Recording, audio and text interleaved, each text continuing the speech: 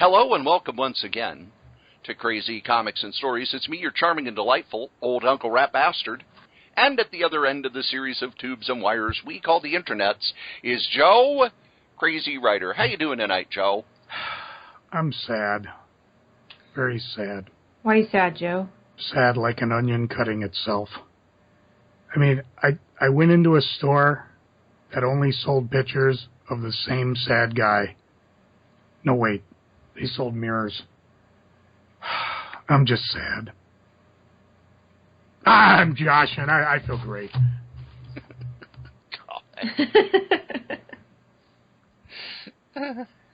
Already. Already what? And Joe? Oh, I'm supposed to ask how Jin doing. Jin, how you doing? I'm fresh off an hour nap, so I'm doing all right. A whole hour? Yep, I know, right? A whole hour of nearly uninterrupted sleep. And then you had to get up for this. And then I had to get up for this. Don't think we don't appreciate it. We can't win them all. How are you doing today, special guest Adam? I am doing all right. I have not had a nap. I'm coming off the end of a full 8-hour day and then taking care of a toddler who was experiencing the epitome of the terrible twos. So wait a minute. Adam who? Adam West? Yeah. Adam Sandler? Adam and Eve? Who identify yourself, this alleged Adam. You don't know me from him. Ah, all right. No, this is Adam Vermillion, and I am happy to be filling a guest slot here on Crazy Comics. The Adam Vermillion of Panels and Pizza podcast? That would be the one. We're going to have that pizza? Guy. All right. God, I'm starving. What are we going to have today? Pepperoni, sausage, little of both? Probably, what's that weird crap you get, Cory? Onion and black olive? Yes. Well, I would share the Haggis pepperoni I had at lunch, but I ate the entire thing. So, apologies from 8 hours ago. We're used to that because Cory, he has pie and eats it all, doesn't share. He never did tell us what he got a whole pie at MSP SpringCon or whatever we call it. Did not share a crumb with anybody. Not even Jen, who danced the entire thing. She could have used the carbs to keep up. I don't share pie. But Adam shares pizza, and that's the cool part. He shares pizza with guests. Why don't you tell people what your podcast is? Now, the lovely and talented co-host Jen Wicked has been on, but none of the rest of us have, so we really don't know what the heck you do. All right. Panels and Pizza is a podcast that I have been doing for about a year and a half, and what I do is I take local and sometimes regional and national comic book creators out to dinner, always pizza, and we sit around and we talk about what they are working on and comics in general, and we talk a little bit about the pizza, and then go about our merry ways. And you had a special little setup at SpringCon. I did refuse to call it MSP Comic Con. I refuse, I tell you. So when people went upstairs, there you were. There I was, proving the old saying, he has a face for radio. They had me hidden away upstairs. And no, it was a nice setup. We were upstairs where it was a lot quieter than down on the show floor. And I spent both days interviewing people who were in from out of town for the show, and recorded 10 episodes of Panels and Pizza over the 2 days, and 1 episode of the second show I'm on, Capes and Crepes. So 11 episodes in 2 days, and it was a lot of fun. Now, Capes and Crepes, I have not heard much about that. What is Capes and Crepes? Capes and Crepes is a second show featuring food and comics, because I only have one good idea, and I just beat it into the ground. And that is more me and my co-host, Dan Melman, just sitting around and talking about the comics and comic book related movies and TV shows that we really love and are enjoying and think that other people should be checking out. It's a very, very positive show because there's a lot of negative out there, so we try to aim for giving people something that, that might make them smile and also might make them go spend some money at the comic book shop. Joe, do we do a positive show? Absolutely not. Sometimes when you're not on it, yeah. Wait, you guys do shows when I'm not here? You do a lot of things when you're not here. I know. Adam, at this point, you should probably ask Cory how he's doing, although probably none of our millions of listeners care. No one ever asks how I'm doing, so I have nothing. Thanks for ruining it, Joe. I know. But I wanted to make sure Adam threw it to Cory. All right. Mr. Strode, how are you doing this evening? I'm doing well. Boring! This weekend was I've had enough. He had a vacation. I had 3... Well, I don't know. Can I call it 3 days off if the first day I worked 12 hours? What did you work on? Well, I was at the group home until 9. Why? And because they said, hey, we would like to give you money. And I said, yes, I would like money, please.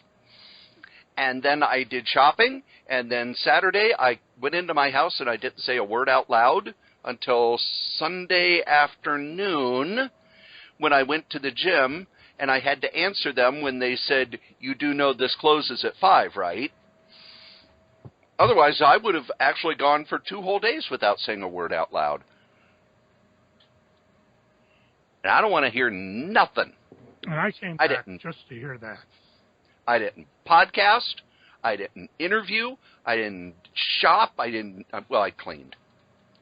I don't believe that. And I cut the live stream up into hour-long bits so that they're all up on YouTube now. And I stared at a computer screen so long I got a migraine on Saturday. Yeah, somebody missed dinner on Saturday. Hey, I had dinner. I had, what is this stuff here? It's, let's see. Butrella. Wow, that's long. I had medication. Uh-huh. I had pills for supper, just like the Jetsons. We're still doing reviews of Free Comic Book Day books. We are? Yeah. That's fantastic. So, Joe, did you read any more of the Free Comic Book Day books? No.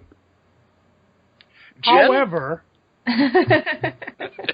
I did read some of the small creator stuff that I snabbed as I wandered the hallway. I figured I would do a quick review of that because I've gone through the Free Comic Book Day box, and outside of the 2 I reviewed in the Civil War thing, I'm a little underwhelmed this year with the offerings. There really wasn't much to really get my attention. So, I mean, I'll probably sit back and listen to you guys, see what kind of things you come across that I might pick up.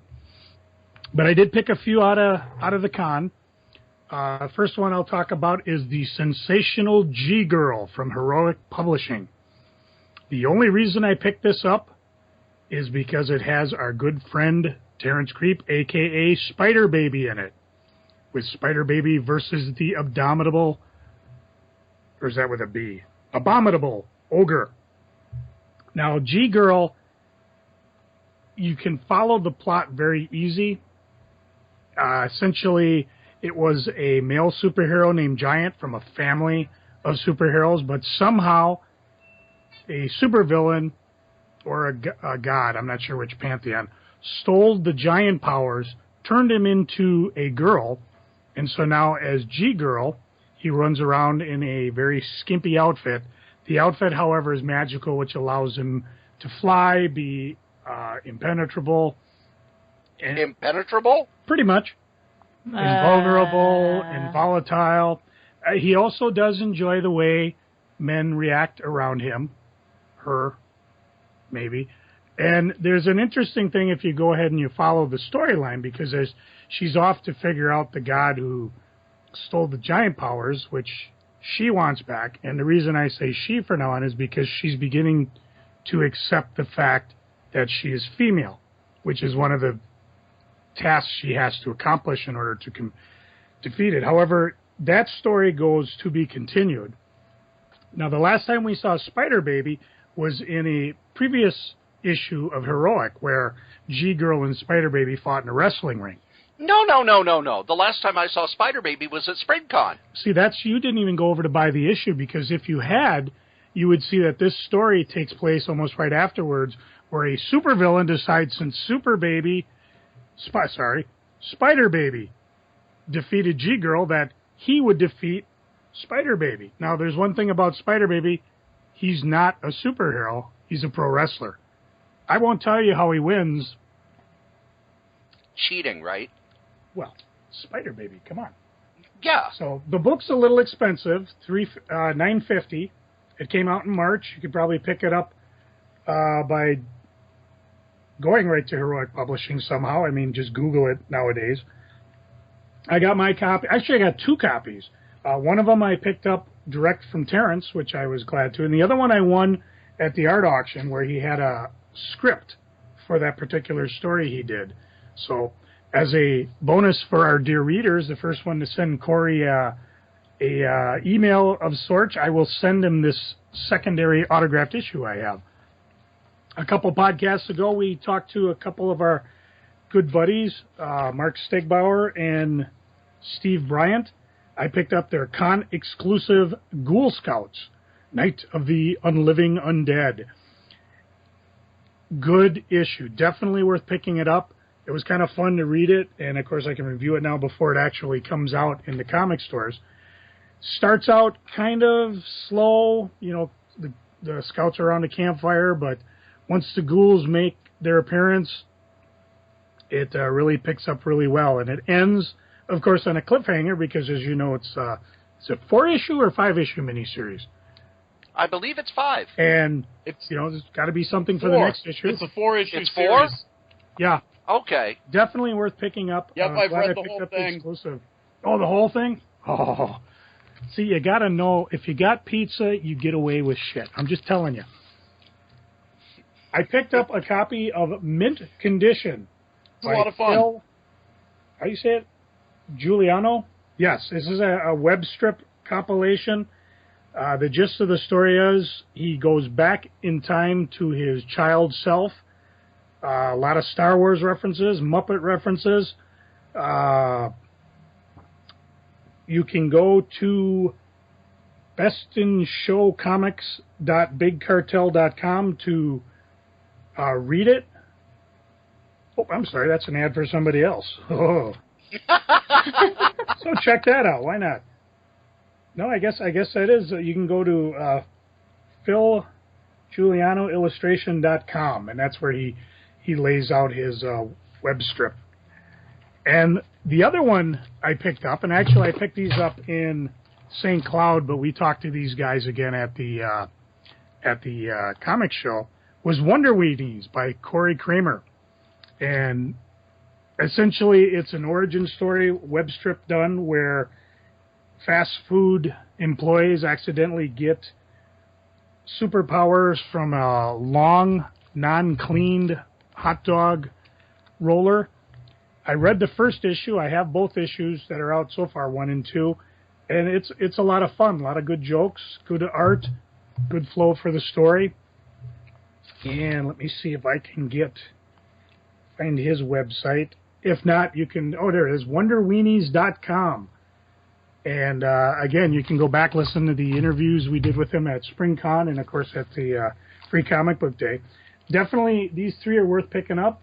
And like I've said before, this is why I love going to SpringCon and the MCBA shows, just to pick up smaller press things like this that probably you're not going to find in other places. I did notice one thing I thought was interesting. On the back of most of these books, they have an ad for Kablam.com, which apparently is a printer for comics, manga, trade paperbacks, and stuff. It says whether you need just 1 copy or 1,000 copies, Kablam is the digital printing solution for all your comic book needs, which seems to be working with almost all these comics, with the exception of Ghoul Scouts, because that's being published through Action Lab. Yep. So I thought that was interesting that you could just go to these guys, and which could also explain why some of these comic books, it costs a little bit more than your average $3.99 Marvel crap. Or should I say DC crap? I'm not quite sure what we're doing. Yeah, Kablam. No, go ahead, because I'm blathering. That's what I was going to say. Kablam's been around for a while. You'll notice a lot of self-published books go through them. That's probably why they're a little bit more expensive. I mean, Ghoul Scouts, I think I paid $7. I did $6 for mint condition, $7 a piece on the Wonder Weenies. And again, I don't mind because I'm buying them direct from the creator. I'd like to not only, give their stuff a shot, but also give it a shout out on this here podcast here. Now we'll move it over to the lovely and talented Jin. What comics did you partake on this week? I read The Pink Panther, which I guess we were talking about last week, and I subjected myself to Strawberry Shortcake. Ooh. So, yeah. I have not been able to pick up Strawberry Shortcake. Yeah, okay. Well, you're not missing a lot. The Pink Panther, okay. So there's, I guess, 3 main stories in here, and then there's like a little 1-page thing about the ant and the aardvark guy. The first one, like, the Pink Panther, like, finds Thor's hammer and turns into Thor, I guess. The art is really busy. There's a lot going on, and I don't know if I'm just unable to grasp something that's simple or what, but I had a really hard time kind of following not necessarily what was going on, but like the jokes, like things happen and he's looking at me and smiling like I'm supposed to laugh at this, and I really didn't get what the joke was. And the art's really flat too. There's not a lot of shading or line variation, thickness, or anything like that, so it's kind of a little boring to look at. The ant and the aardvark one was better, but that's only a page. There's like a classic Pink Panther in the middle of this issue. I know you read this, didn't you, Joe? Yeah. So the art on the classic one in the middle is actually a lot better. It looks more like a newspaper strip. It's not as busy, and the backgrounds are much plainer. There's a little more variation in the line thickness and stuff.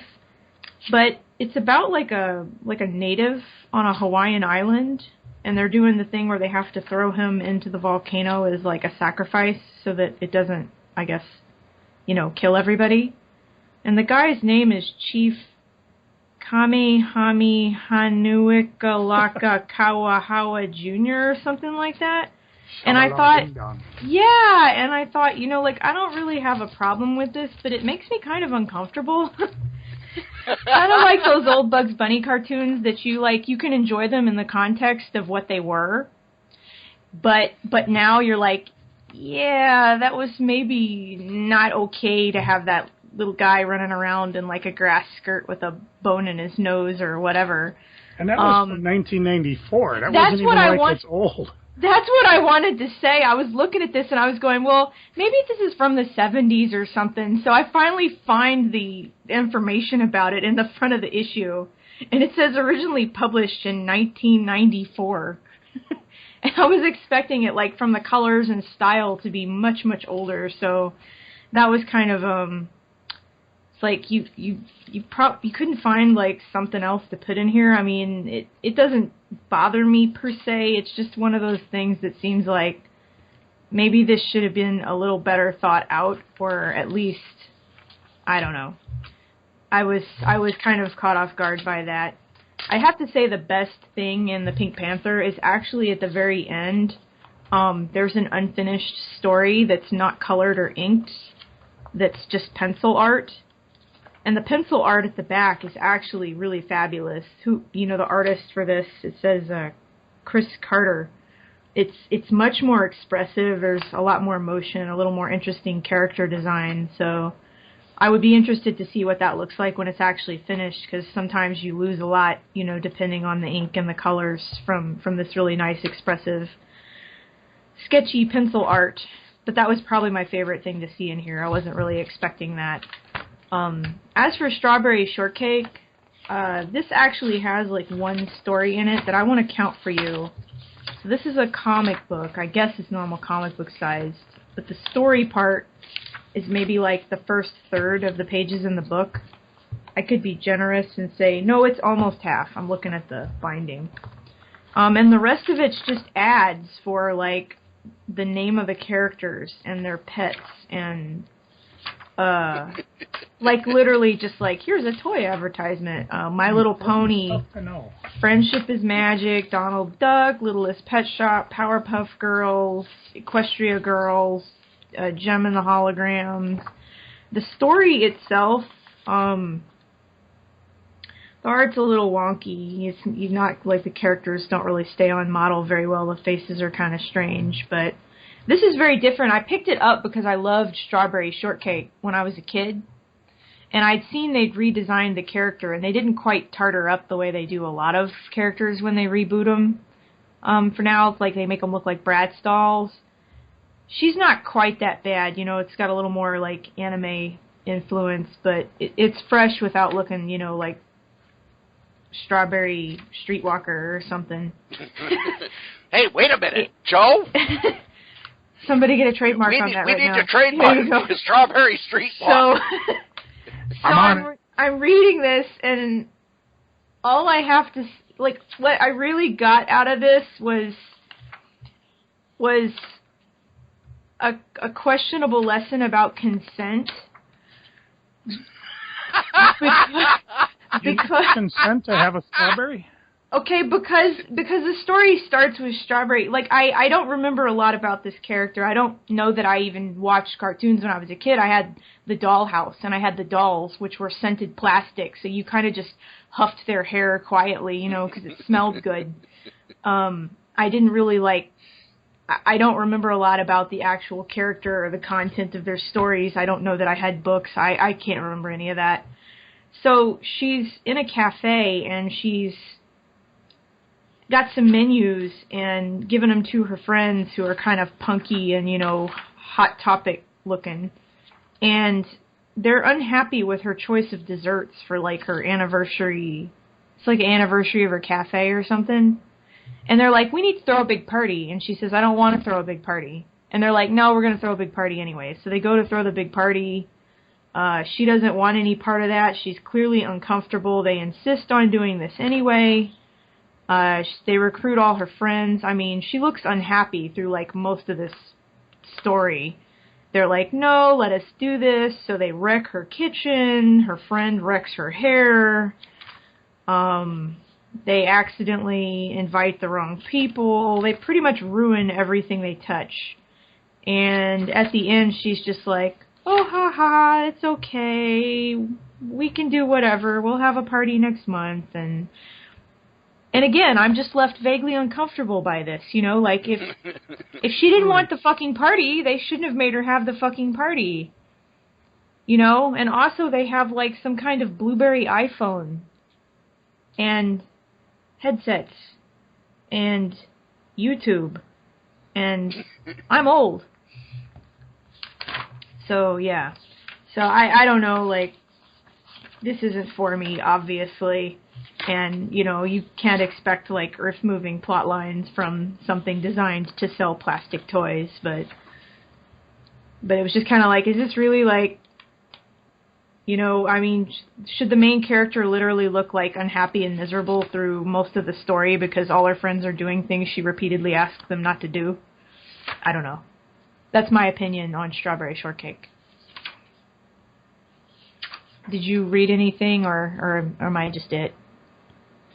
Well, Adam, did you read any of the new Free Comic Book Day books that you've would like to fill us in on, or stuff that jumped out at you? No, the way I normally do Free Comic Book Day is I don't show up anywhere until about 3, 4 in the afternoon when the crowds have died down. So by the time I get places, and I only managed to make it to the Source this year, all of this year's Free Comic Book Day stuff was gone, except for the kids' stuff. So we grabbed a bag of that for my daughter, and I've been enjoying watching her flip through Oddly Normal and Sonic the Hedgehog and DC Superhero Girls. But I focused on picking up some books from the local creators that the source had. So I picked up O Human Star by Blue Delaquante. I picked up a couple of things from Chan Chow and Catstronauts by Drew Brockington. So I just tried to help out some of the local people who were there signing and selling stuff, and also just their networking and meeting new folks and potential future guests for panels and pizza, because I'm always hustling. You gotta be hustling. Yeah. So it was a lot of fun. And I got to catch up with some past guests like Otis Frampton, Chris Jones, and Elliot Ray Hall, and see how they were doing. I read the 2 Marvel books, which were basically teasers for things coming up. And while the teaser for the Spider-Man was something that really got me excited, there's a lot there, but I have to wait till October for that story to start. What I wanted to point out was the Free Comic Book Day Civil War 2, which starts the big crossover. And as much as we complain about Marvel, boy, the art in these just, they bring in the heavy hitters. You got Jim Cheung doing Civil War 2, and it's basically a fight with Thanos. And, you know, it's a teaser story, but if you're looking for good superhero fighting art, this is a lot of good stuff. Very well done. The characters are all individualized. They look very different. But then you get to the backstory, which is the origin of the new Wasp by Mark Waid, but the art is Alan Davis and Mark Farmer. I would read a story by Alan Davis and Mark Farmer about a guy getting up eating breakfast cereal, because it would be beautiful to look at. The characters are fluid. They're real. They have a sense of gravity to them. And here's the thing that they all have fantastic hair. Here's the other thing Alan Davis does that a lot of artists don't do, and we'll talk about this when we talk about our topics. Characters smile in an Alan Davis book. They have more than the gritted teeth, I'm going to beat somebody up expression. He's masterful at using character expression in a way that very few people do anymore.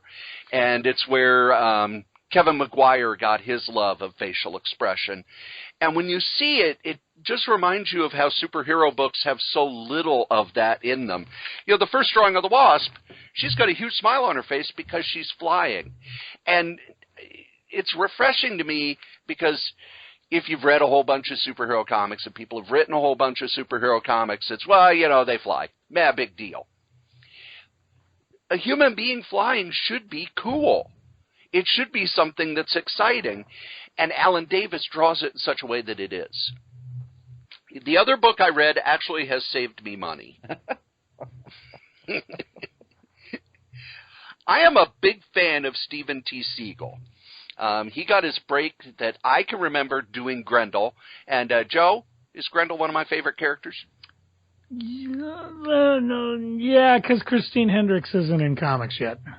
Well, there's that. I have a Grendel tattoo. And so I follow the Grendel creators. This is a comic called Camp Midnight. It's by Steven Siegel and Jason Adam Katzitstein, who I probably mispronounced his name. And the premise of the story is that this ordinary girl got sent to monster camp by accident. Sky's parents put her on the wrong bus, and now she's about to find out what it means to be the only human girl at an all-monster camp. This, when I read the solicitation, I thought, oh, that could be really cool. That could be fun. He's done cool stuff, but he also does a lot of kid stuff. He was a story editor on Ben 10. He was the creator of Big Hero 6, and this is a kid's book. There's no nuance. There's nothing under the surface. It's basically, that's your premise. Here we go. There is nothing wrong with it as a kid's book. It's very imaginatively drawn. I like the way they use color to show mood. If you've got a kid age 8 to 12 who's into spooky stuff, they're going to love this book. Once you hit about 13 or 14, you've seen this before. You've read this before. You've gone through it before. It's been better done before. And after reading it, it's, oh, well, guess I don't need to buy that book now because it's not for me. Not everything is for me. You could always go to Strawberry Shortcakes. Well, there is that. Because I hear Strawberry Shortcake teaches important lessons about consent. It teaches important lessons about how human beings are assholes. Yep. Pretty much, like thanks guys, you wrecked my cafe. I appreciate it. That's just what I wanted for my anniversary. How to fight fire with fire, although if you're a fireman, you'll probably get fired. Yeah. Does everything have to have stripes on it? That's what I want to know. Sort of. I mean, I love my torso with arms on either side. I mean.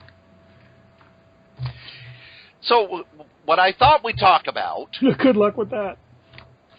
There were two huge things that happened in comics last week. We're going to have a conversation. Yep, we're going to talk. And the first was one that everybody knew was coming. Oh, the Sons of Anarchy got royally screwed by a Houston Comic-Con? I didn't hear about that. How about how a guy in Britain actually won a trademark dispute over the word superhero? I did hear about that. Okay. How about how there's a lawsuit out against a Seattle con because they didn't pay their volunteers? The difference being is that this particular con was a for-profit venue, whereas something like the Midwest Comic Book Association's Fall Comic Con is not for profit. The one-day wonder. 33,000 square feet of awe-inspiring comic book wonderment. They'll have the Nick Post Scholarship Silent Auction, free grab bags for the first lucky 100 in line. There'll be over 100 comic creators, so bring lots of pizza at them. Free parking, door prizes. October 8th, 2016, 10 a.m. to 6 p.m. at the Minnesota State Fair Education Building. And, of course, advance tickets will go on sale July 1st at www.mcbacomiccons.com. Is that what you wanted to talk about, Cory? I like talking about that. But we could drop a hint. Joe, should we drop a hint? Hang on. Ooh. Joe's going to drop something. We might be showing up at another convention here this summer. Cheaters. Darn right. We are expanding. And more to be announced later. Also, the Solitaire Rose Network might be expanding. Head on over to scrabbling.solitairerose.com. Something's going on over there. If you keep eating all the pizza Adam's offering, you are going to be expanding. I didn't get any pizza at the convention. Sure you did. I wanted to say hi, but the few times I managed to take a break from dancing and go upstairs for a couple of minutes, Adam was always talking to somebody, so... He was. He's a friendly guy. And he had this really cool professional setup. He's still there? Hello? At the fairgrounds or on the phone? Either one. Yeah, it was a nice setup. I really enjoyed using the standing microphones and not just the little hand recorder that normally accompanies us into the restaurants. I looked legit for a change. It made us look bad. It's not hard to make me look bad. I didn't look bad. From bad. what I saw, you guys were having a ball and owning that floor. Well, we did our best. We filled 15 hours.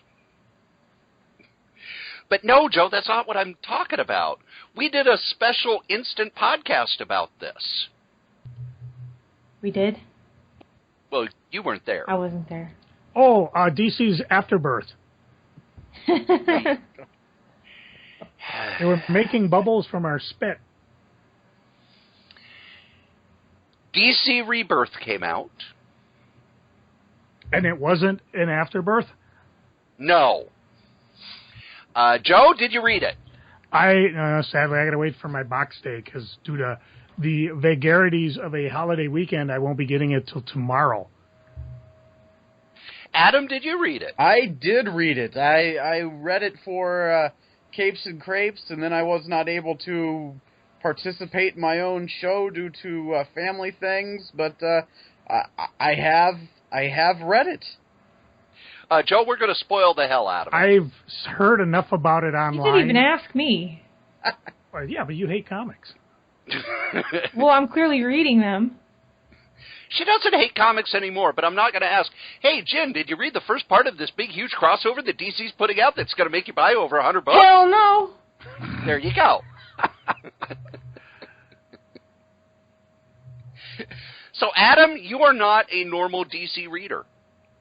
No, not really. You know, I having been a collector for over 30 years, you know, I've obtained DC knowledge through osmosis. I've read enough to have a very rudimentary understanding of the character relationships that were presented in the story to be able to enjoy it. So what did you think of DC Rebirth #1?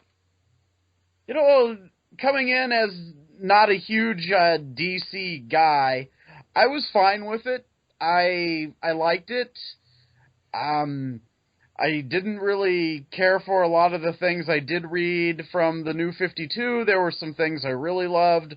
Some of the stuff that I did sample and didn't enjoy, I just kind of forgot about it. But it seems to be, you know, DC 5 years ago said, Didio and Lee, here, have your shot at doing something. It's failed. And they're like, well, let's give it to Johns since he is, you know, the guy, and see what he can do with this. And I kind of like the back to basics approach, bringing back some characters that have been missing for a while that people are clamoring for.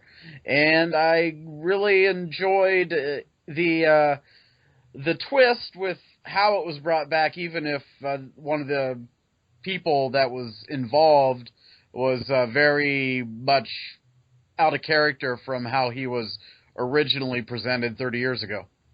Oh, you can spoil it. Okay. Yeah, Dr. I mean, Manhattan yeah. was the reason the New 52 came into existence, and supposedly he's a dick.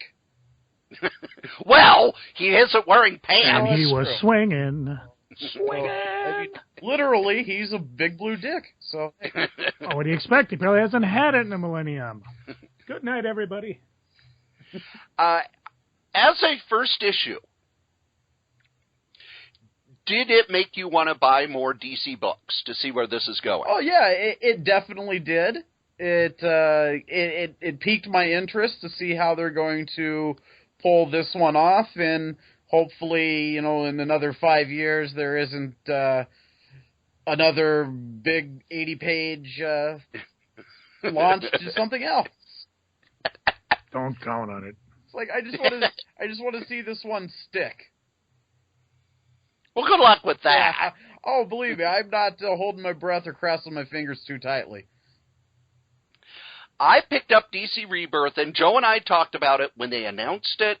The big secret was spoiled by USA Today in a huge interview that Jeff Johns did with them, where he basically said, guess what? We're bringing in the Watchmen characters. Woohoo! And so I kind of went into it with a bit of a sour taste in my mouth. And Joe and I have had this argument over and over and over. I don't think they need to use the Watchmen characters. We didn't need before Watchmen. Now we're going to get after Watchmen. The Simpsons were right. Eventually we're going to get Watchmen babies. And I'm of the attitude that, hey, if Alan Moore just ain't coming back to the properties no matter what they do, who the fuck cares what Alan Moore wants? Use them, exploit them. You got a responsibility to make money. Otherwise, Time Warner's going to come in and force you to make money. And for me, it's not the Alan Moore thing. It's the Watchmen was a self-contained story. It's like a sequel to Moby Dick or a sequel to Casablanca. Oh, wait, they tried that. Actually, it wasn't bad. I read it. No. The sequel to Casablanca? I'm talking about the book. I won't go to the movie. And the TV series? Actually, I think I have episode 1 on one of those collector disc things that I bought. I have yet to watch it, even though I kind of got I like Soul. As a story in and of itself, it hit all the right emotional notes for someone who loved the DC Universe, because it was about bringing back the things we have missed. With the New 52, they got rid of the legacy part of the DC Universe, which had been built up over 50 years. The mantle gets passed down to a new generation. And at first, it wasn't planned that way. It's just, we're bringing back the Flash. Let's have a new Flash who's different from the Flash that we canceled 7 years ago. But over time, it became, all right, you had a Flash in the 40s, you had a Flash in the 60s, you had a Flash in the 90s. There was an emotional investment as you went along as a reader. And this really pulled at those emotional strings by bringing back a character who, in a lot of ways in the 90s, was the one character they didn't allow to get dark and gritty, and that is the Wally West Flash. When Mark Waid came on the Wally West Flash, it's, okay, we're going to build legacy, we're not going to do grim and gritty, we're going to have characters who, while they may have problems, their lives aren't a gut-wrenching hell. And because it was so different, people latched onto it. It was one of the times when the Flash really sold, and kind of in many ways, while Superman sold better and Batman sold better, Flash was the emotional anchor of the DC Universe. Then the New 52 comes along. We're getting rid of the Justice Society. We're going to have a different Justice Society, but it's all different. And there's always been one Batman, always been one Flash, always been one this, one that. And because the editors came from that 90s Marvel mindset of everything needs to be like the X-Men, lots of mysterious overlords, and everything's falling apart all the time, and tons of explanation. I quit reading DC. Joe, you've said you quit reading DC. And this book struck me as, we want you back. And on that level, it worked. Well, I haven't read it yet, but the one thing that really excited me, although I would have preferred not to have it blathered about the internet, was the fact that, okay, maybe this is a universe that Dr. Manhattan made. That was one of the last things he said in Watchmen, was something about, maybe I'll create life.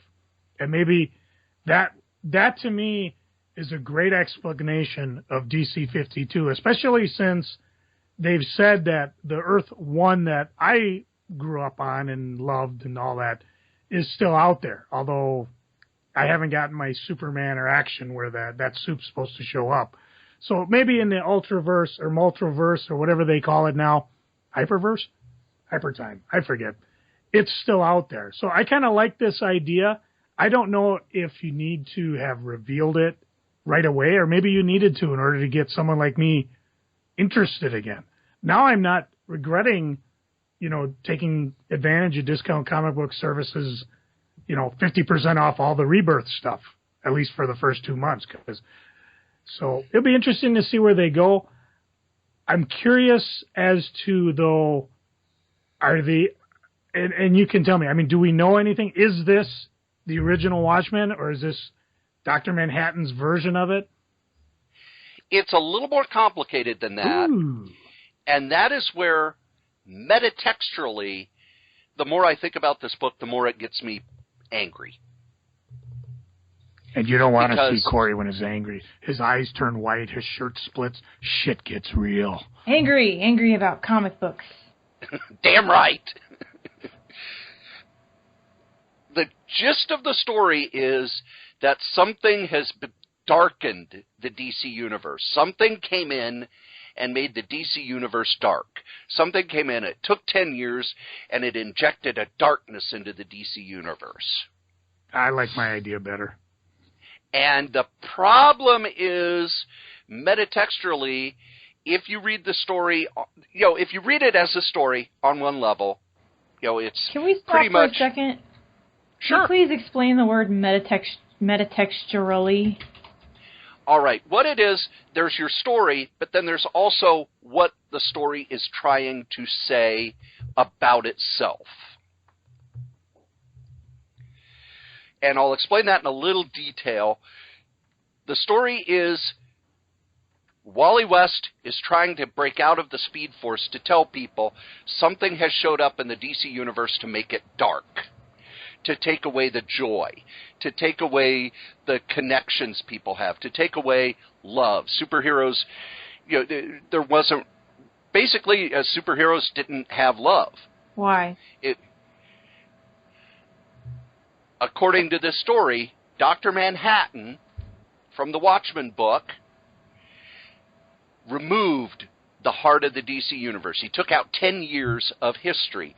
He took out all of these interpersonal relationships. So what the commentary is, you know what? The reason comic books suck is because of Watchmen. Watchmen was this dark story that removed the love and the joy and everything from our beloved superhero comics. Like on purpose? That is what the author is saying thematically. He's saying things have been bad since Watchmen because Watchmen was a dark story and everybody wanted to tell a story like that. And I find that to be bullshit on a whole bunch of levels. First, Watchmen was a science fiction story where, okay, if one person got superpowers, how would that change the world? Because most of the characters in Watchmen were just, unpowered mystery men who fought a lot of people. But you had one character who got superpowers. So how did that affect the politics? How did that affect science? How did that affect culture? How did that affect things? You had little things like Vietnam was the 51st state. Do I need to read this? I think at some point you should. Oh. But it wasn't that Watchmen made everything dark. It's people saw Watchmen and went, ooh, I want to steal that. Kind of like when Alan Moore did Swamp Thing, and we found out Swamp Thing was not Alec Holland turned into a monster. Nope. It was a plant elemental that thought it was Alec Holland.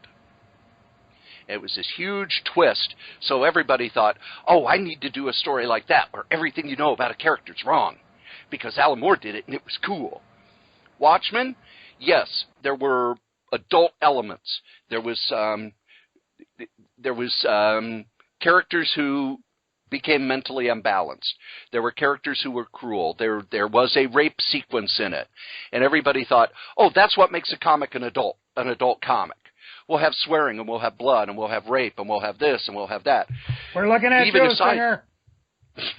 Leaving aside the fact that Watchmen was a science fiction story about what if there was a superhero in the real world, and a lot of superhero characters cannot bear the weight of that. I always use the example of, do you really want to read a Richie Rich story where we find out that his dad made all his money from insider trading? That would probably be pretty funny, actually. Yeah, but would you do a series on it? Or would it be, oh, well, that's one cool story that kind of, well, now Richie Rich is, who cares? It'd be like a funny, one-off thing. Yeah, it'd be a good parody. Yeah. But you can't. Richie Rich was not made to hold adult stories in it. It was a cute kid's comic about how cool it is to be rich. It is cool to be rich. Yeah. Or, Marvel in the 70s did a story about Kasper. All right, who was Kasper before he died? Because he's a ghost, I never thought about that. Well, Marvel did. Rich after he died. Well, actually, if you read Kasper the Dead Baby, no, Kasper was an abused child who was, after he died, was too dumb to know to get vengeance. Are you serious? Until he was taught. Yeah, it was a parody story. Art Wolfman wrote it in Crazy. That's you're going to tell me Archie got bit and Jughead's running around chewing on people. Well, yeah, that did happen. Because Jughead got sad that Hot Dog was hit by a car and had Sabrina the Teenage Witch bring him back. Who is Hot Dog? Time to get our rabies shot. That's Jughead's puppy. Yes. And that's where Afterlife with Archie came from. Which is awesome. It is! But I don't want that to be the regular Archie book. No, not at all. But the regular new Archie book is awesome, too. Yes. We praise it constantly. Sharknado is where it was at. God. And here's the last thing I'm going to say, because, Adam, you talked about how it's out of character for Dr. Manhattan to, I'm going to make things horrible. Is that the blue guy? Yes. I know that character. So you've got that. There's also Jeff Johns. Hey, Joe, do you remember when Jeff Johns brought back the Anti-Monitor? The what? The main bad guy at Crisis on Infinite Earths. Joe, do you remember when he brought back the Anti-Monitor and how we went, oh, wow, this is going to be cool? And then nothing. I'm worried we're going to get, nothing. We could also get, hey, kids, in this, the comedian and Batman team up to fight Two-Face this week. What? My biggest concern is that, so Johns wrote the 80-page DC Rebirth, set the stage for everything. He has one co-writer credit on Green Lantern that's out this week, and then you don't see his name on anything again because he's going off to, make sure the rest of their movies are watchable. So, what I want to know, is there like a roadmap to guide all the rest of the writers who are taking over Rebirth and going with it, that John's put in place, that, these are the story beats that you need to hit for each individual title for us to be able to pull this off? Or is it going to become an editorially mandated mess like the New 52 was? Right. And reading this issue, it reminded me a lot of the Countdown to Infinite Crisis that they put out about almost 10 years ago now. Thanks, I feel old. You are old. Bite me. But that one, it was written by Jeff Johns and Mark Waid and Grant Morrison and who else was involved in it? Greg Rucka. And then they did mini-series and everything that led into Infinite Crisis. And then after Infinite Crisis, the four of them worked on 52, which, that 52-issue weekly series that was so much fun and had you excited about the DC Universe. But it was these four writers who plotted all this out. This seems like, all right, kids, here's your roadmap, and in 2 years we need to get here. Good luck. Enjoy. Don't screw it up. Yeah. It'll be interesting to see what happens. There are things I like about this. I like that Detective Comics and Action Comics are going back to their original numbering. I absolutely love that. But then I see a lot of these books are going to be bi-weekly. Yes. We're going to have them at $3 each, but you're going to have to buy $6 worth of books a month to get the full story. That's a lot for comic books. And one of the reasons they're doing that is they found with the New 52 and DCU, boy, people will buy the Batman books, and they'll buy the Justice League books, and they might buy some of the Superman books, and they might buy some of the Wonder Woman books, and everything, and maybe Green Lantern, and maybe Flash, and everything else. They just don't care. So rather than put out a bunch of books that aren't going to sell well, let's just put out more Batman and Superman and Justice League books. And it's about market share. They've got to get higher market share because they are now at, 22% of the market share, where Marvel's pulling almost 50%. And Marvel does the twice-monthly shipping. If you can't beat them, you got to join them. They've got corporate masters to answer to.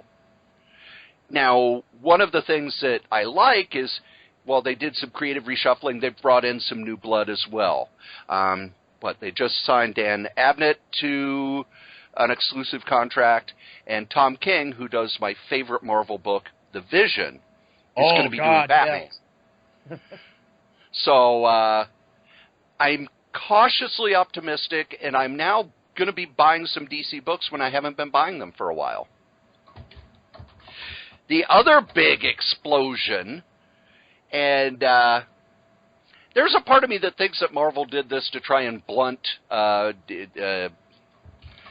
DC Rebirth. Hail Hydra. Yep. They did a new Captain America #1, and the twist at the end is Captain America is a double agent for Hydra, and according to this story, always has been. Now, are you going to explain why, like, half of my Facebook has been melting down for quite a while now? I will explain it in 2 ways. One, people are Everything fucking stupid. you know is wrong. It is. We're all puppets, Jin. I'm just a puppet who can see the strings. I'm just a puppet. I'm not a puppet. Everything is preordained, even my responses. What? Sorry, I'm reading Dr. Manhattan quotes. Go ahead. But according to Hank Johnson, agent of Hydra, the health premiums there are pretty good. Yes. Oh, well, that's good to know. And, it's steady work. Yeah. And, they've also kind of hinted that Hydra has infiltrated S.H.I.E.L.D. and Again? et cetera, et cetera, et cetera. God, that thing leaks worse than my spaghetti sieve. But when that revelation was put out there, comic book fans completely lost their minds. I mean, it was like their mother... Comic book fans losing their mind about something? I know. I am shocked. It was way. It was No like way. your mother was describing gay porn to you. You know what I'm saying? It was just terrible. It was like they were going to put out a Ghostbusters movie that had women in it. It was like Batman and Superman all over again. Michael Keaton as Batman, Mr. Mom. Oh, my God. Dogs and cats living together. Oh, Jane. Bless this area. And they're females now. Females. Late Busters. So you had all of these people who probably didn't read the comic in the first place losing their minds over this twist. Although I heard people were buying them to burn, which I saw Comic Rito said, hey, come on over. We got plenty of copies. Marvel's going to do a second with a special flammable cover. I just feel anybody that plopped down $5 for that was the real one that got burned. That's a very big cover that's got some, like, I don't know, sparklers woven into it, so it kind of shimmers when you light it. Return of the Tyvek cover from all those years ago. Indestructible. There you go.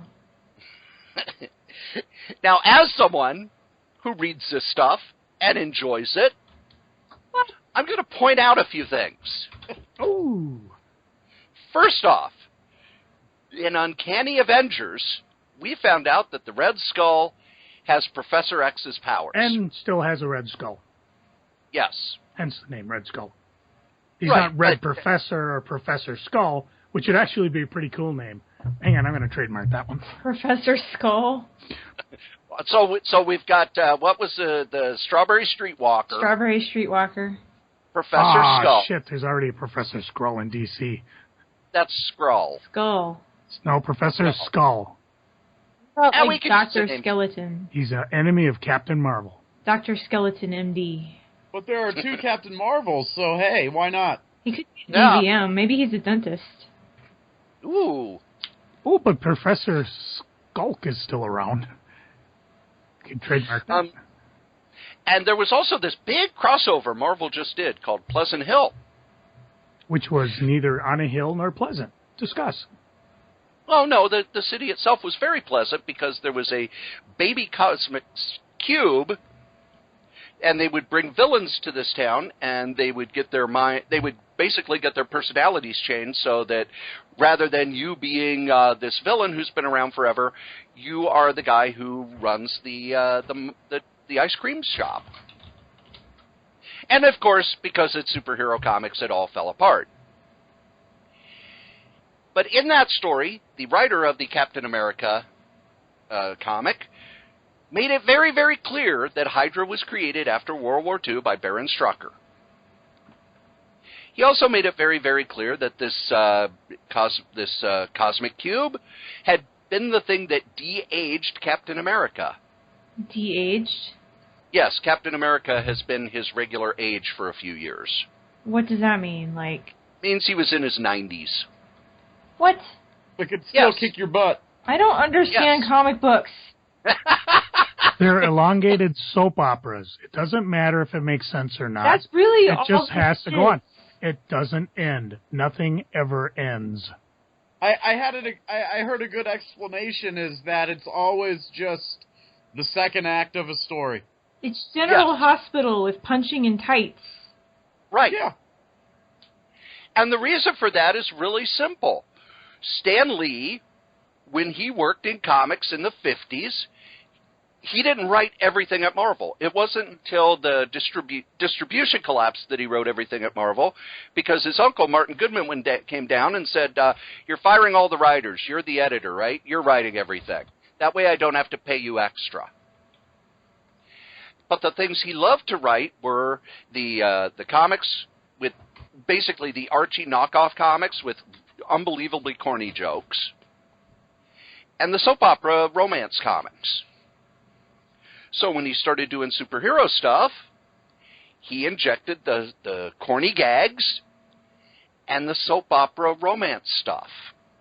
That's why if you look at your early 60s Marvel, it's all the hero is in love with the girl, but he knows that they can't be together because of whatever. My God, you're And the right. It's girls right have- here. And the girl's in love with the character who's a superhero. Oh, we can but never she be can't together. We can never be together because of whatever If reason. she finds out my identity, she's doomed. Doomed. So you've got the soap opera aspect of it that goes on and on and on.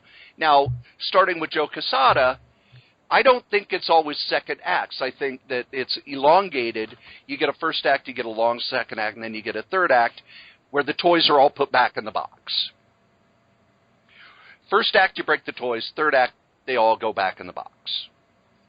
Captain America gets killed, replaced by Bucky. My The end of the God, let's story. lose our shit over it in the meantime. So the end of Pleasant Hill, the one character who's kind of been Captain America's best friend and helping him out and, you know, helped him get back to being Captain America, we find out in the last panel that A, it's the Red Skull, and B, he says, my plan has finally come together. It's worse than that. He's dead, Jim. And then in the next issue, we find out, A, that Captain America's mom was recruited into Hydra in the 20s, even though we were just told it didn't start till 1946. Hail Hydra. And Captain America has been a Hydra agent all since then. Hail Hydrox.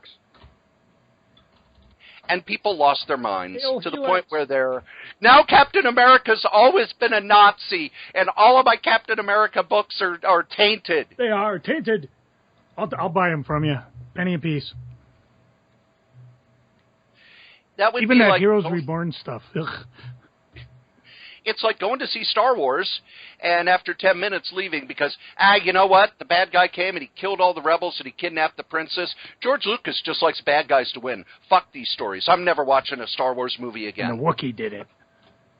Jin, that's what you did with Star Wars, right? I hate Star Wars. See? You What? walked out after 10 minutes. We haven't talked about that, Adam? No. No, I fucking hate Star Wars. Like, I mean, there's nothing I hate more than Star Wars. Serenity. Okay, fair enough.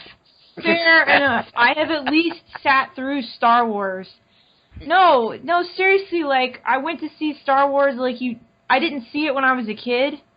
Okay. I saw it when they re-released them in the theater as, like, when they remastered them or whatever it was, and they re-released them in the theater when I remember the guy I was dating at the time, I was 18 or 19, so it must have been one of them, the second one maybe, what was when I graduated high school. So that was the first time I saw Star Wars, other than like a couple seconds of it on TV in passing when someone else was watching it, because I just was never interested. And the only thing I really wanted to see was Yoda, for whatever reason, I couldn't tell you. So I'd only ever, like, seen pictures of Yoda. I'd never actually, like, heard the character or watched the movie. So I'm watching whichever one of these it was. I'm the second one, I don't know. I'm watching it, and I'm waiting, like, when do I get to see Yoda? When do I get to see Yoda, right? And it finally happens. And, like, you know how when you read a book, like, the characters have voices in your head? right? You Yeah. do that, right? You like have like a voice kind of imagined for the character or whatever. So I've only ever seen pictures of this character, and it's like this kind of like hairy, old-looking kind of green guy. So he sounds really like raspy and kind of gravelly in my head. And they get to like the part with the actual puppet, and he starts talking, and he's like, "You see Yoda?" And I'm just like, "Oh my god, this sounds like fucking Gonzo." And I laughed for like 10 minutes straight in the theater. Like, people were looking at me, turning around with angry faces, because every time he started talking, it would set me off again. And I couldn't stop laughing. And I think I did finally go back and see, like, the last one. I've seen all 3 of the original ones, like, once. And then I didn't watch the prequels, and I haven't seen any of the new stuff, and I really don't care. So, yeah, I really don't like Star Wars. And I would say the only reason I like Serenity and Firefly less is because somehow Serenity and Firefly fans somehow manage to be even more insufferable than Star Wars fans. At least once a month I come close to banning someone on my Facebook because they suggest that I watch Firefly. I still remember when the first of the prequels came out, and I went to see it. I took the day off work to see it. And I didn't make it. I went to the earliest show that day, and it was sold out, so I bought tickets for the next show. And so I get home, and there are 3 messages on my voicemail. And the first one is, "Call me when you get home from seeing that stupid Star Wars movie." The second is, "Oh my God, how long is that goddamn Star Wars movie? Call me when you get home." The third was basically along the lines of, "Why are you wasting your fucking day seeing this fucking Star Wars shit? This is a waste of your life, and I am so mad at you right now for spending so much time at the theater seeing that movie.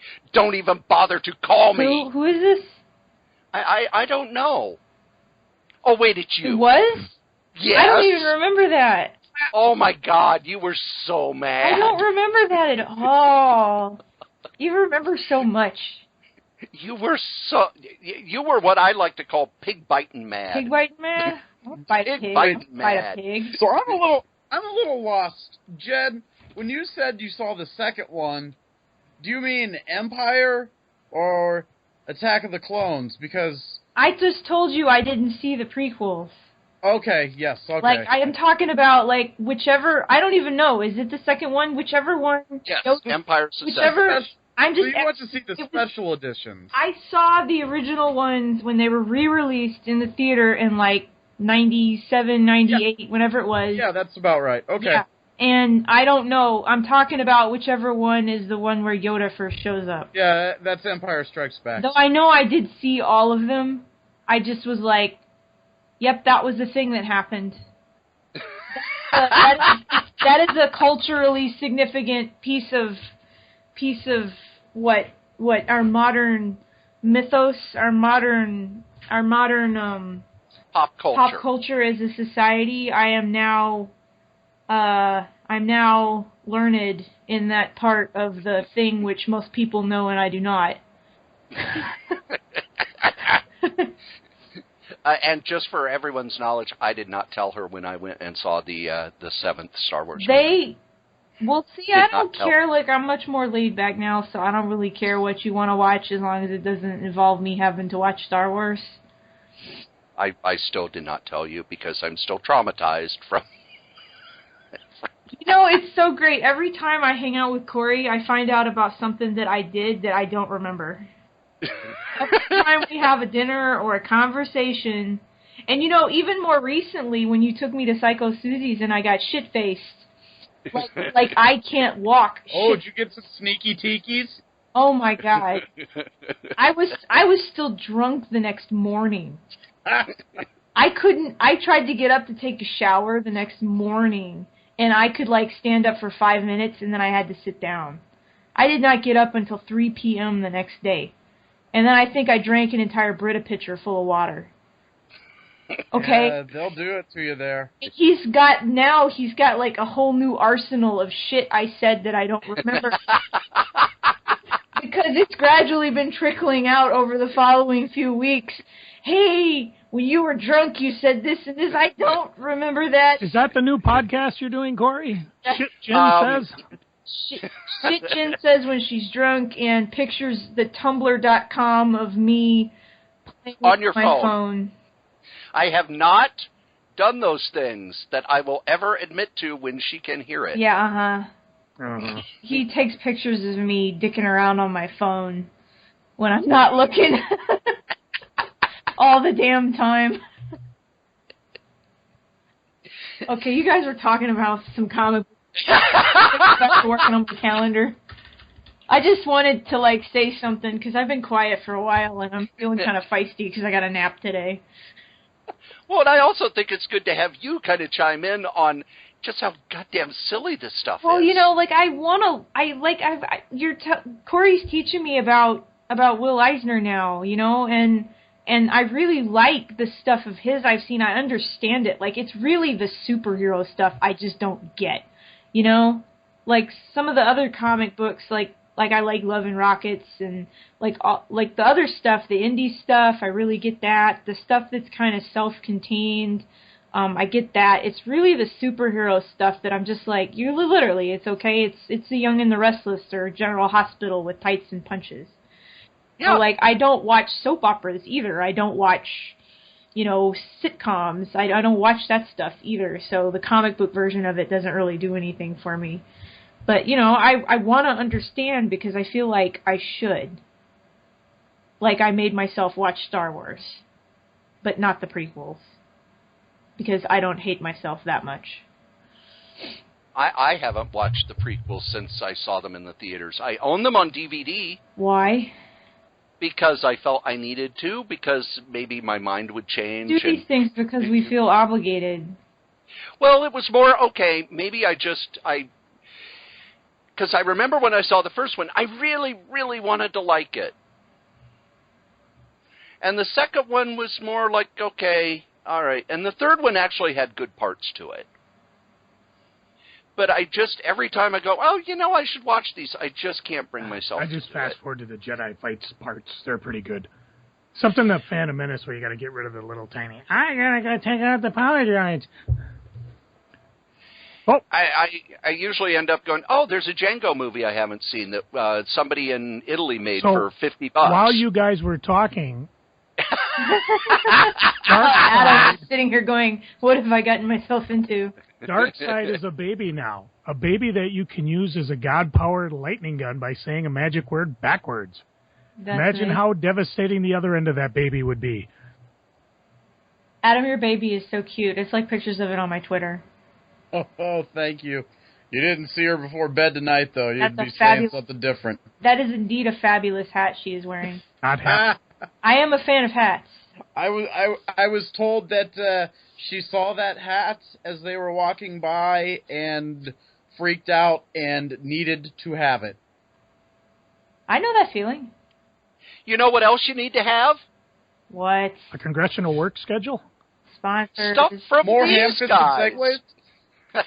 Ham-fisted. The more ham-fisted, the better. Stuff from these guys, our sponsors. It's not ham, it's Canadian bacon. Good one. Back bacon. It is a pizza reference, you see. Take off, eh? Believe it or not, kids, this silliness has actual real sponsors. Our first sponsor is Graze.com.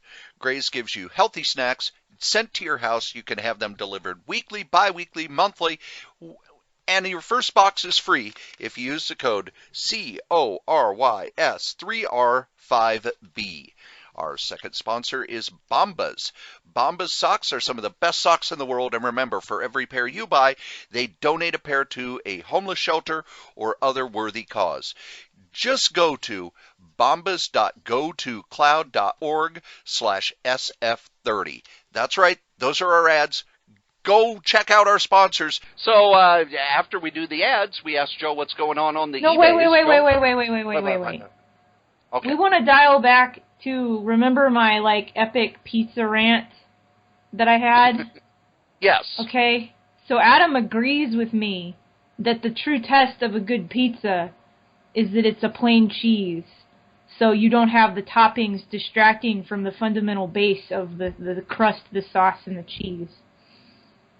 I am a believer in that. I just want to say that because we had a conversation about that on the Panels and Pizza podcast, and I remember ranting about your fucking pizza fries for like a million hours on here. And then Joe was picking on me for just ordering cheese pizzas.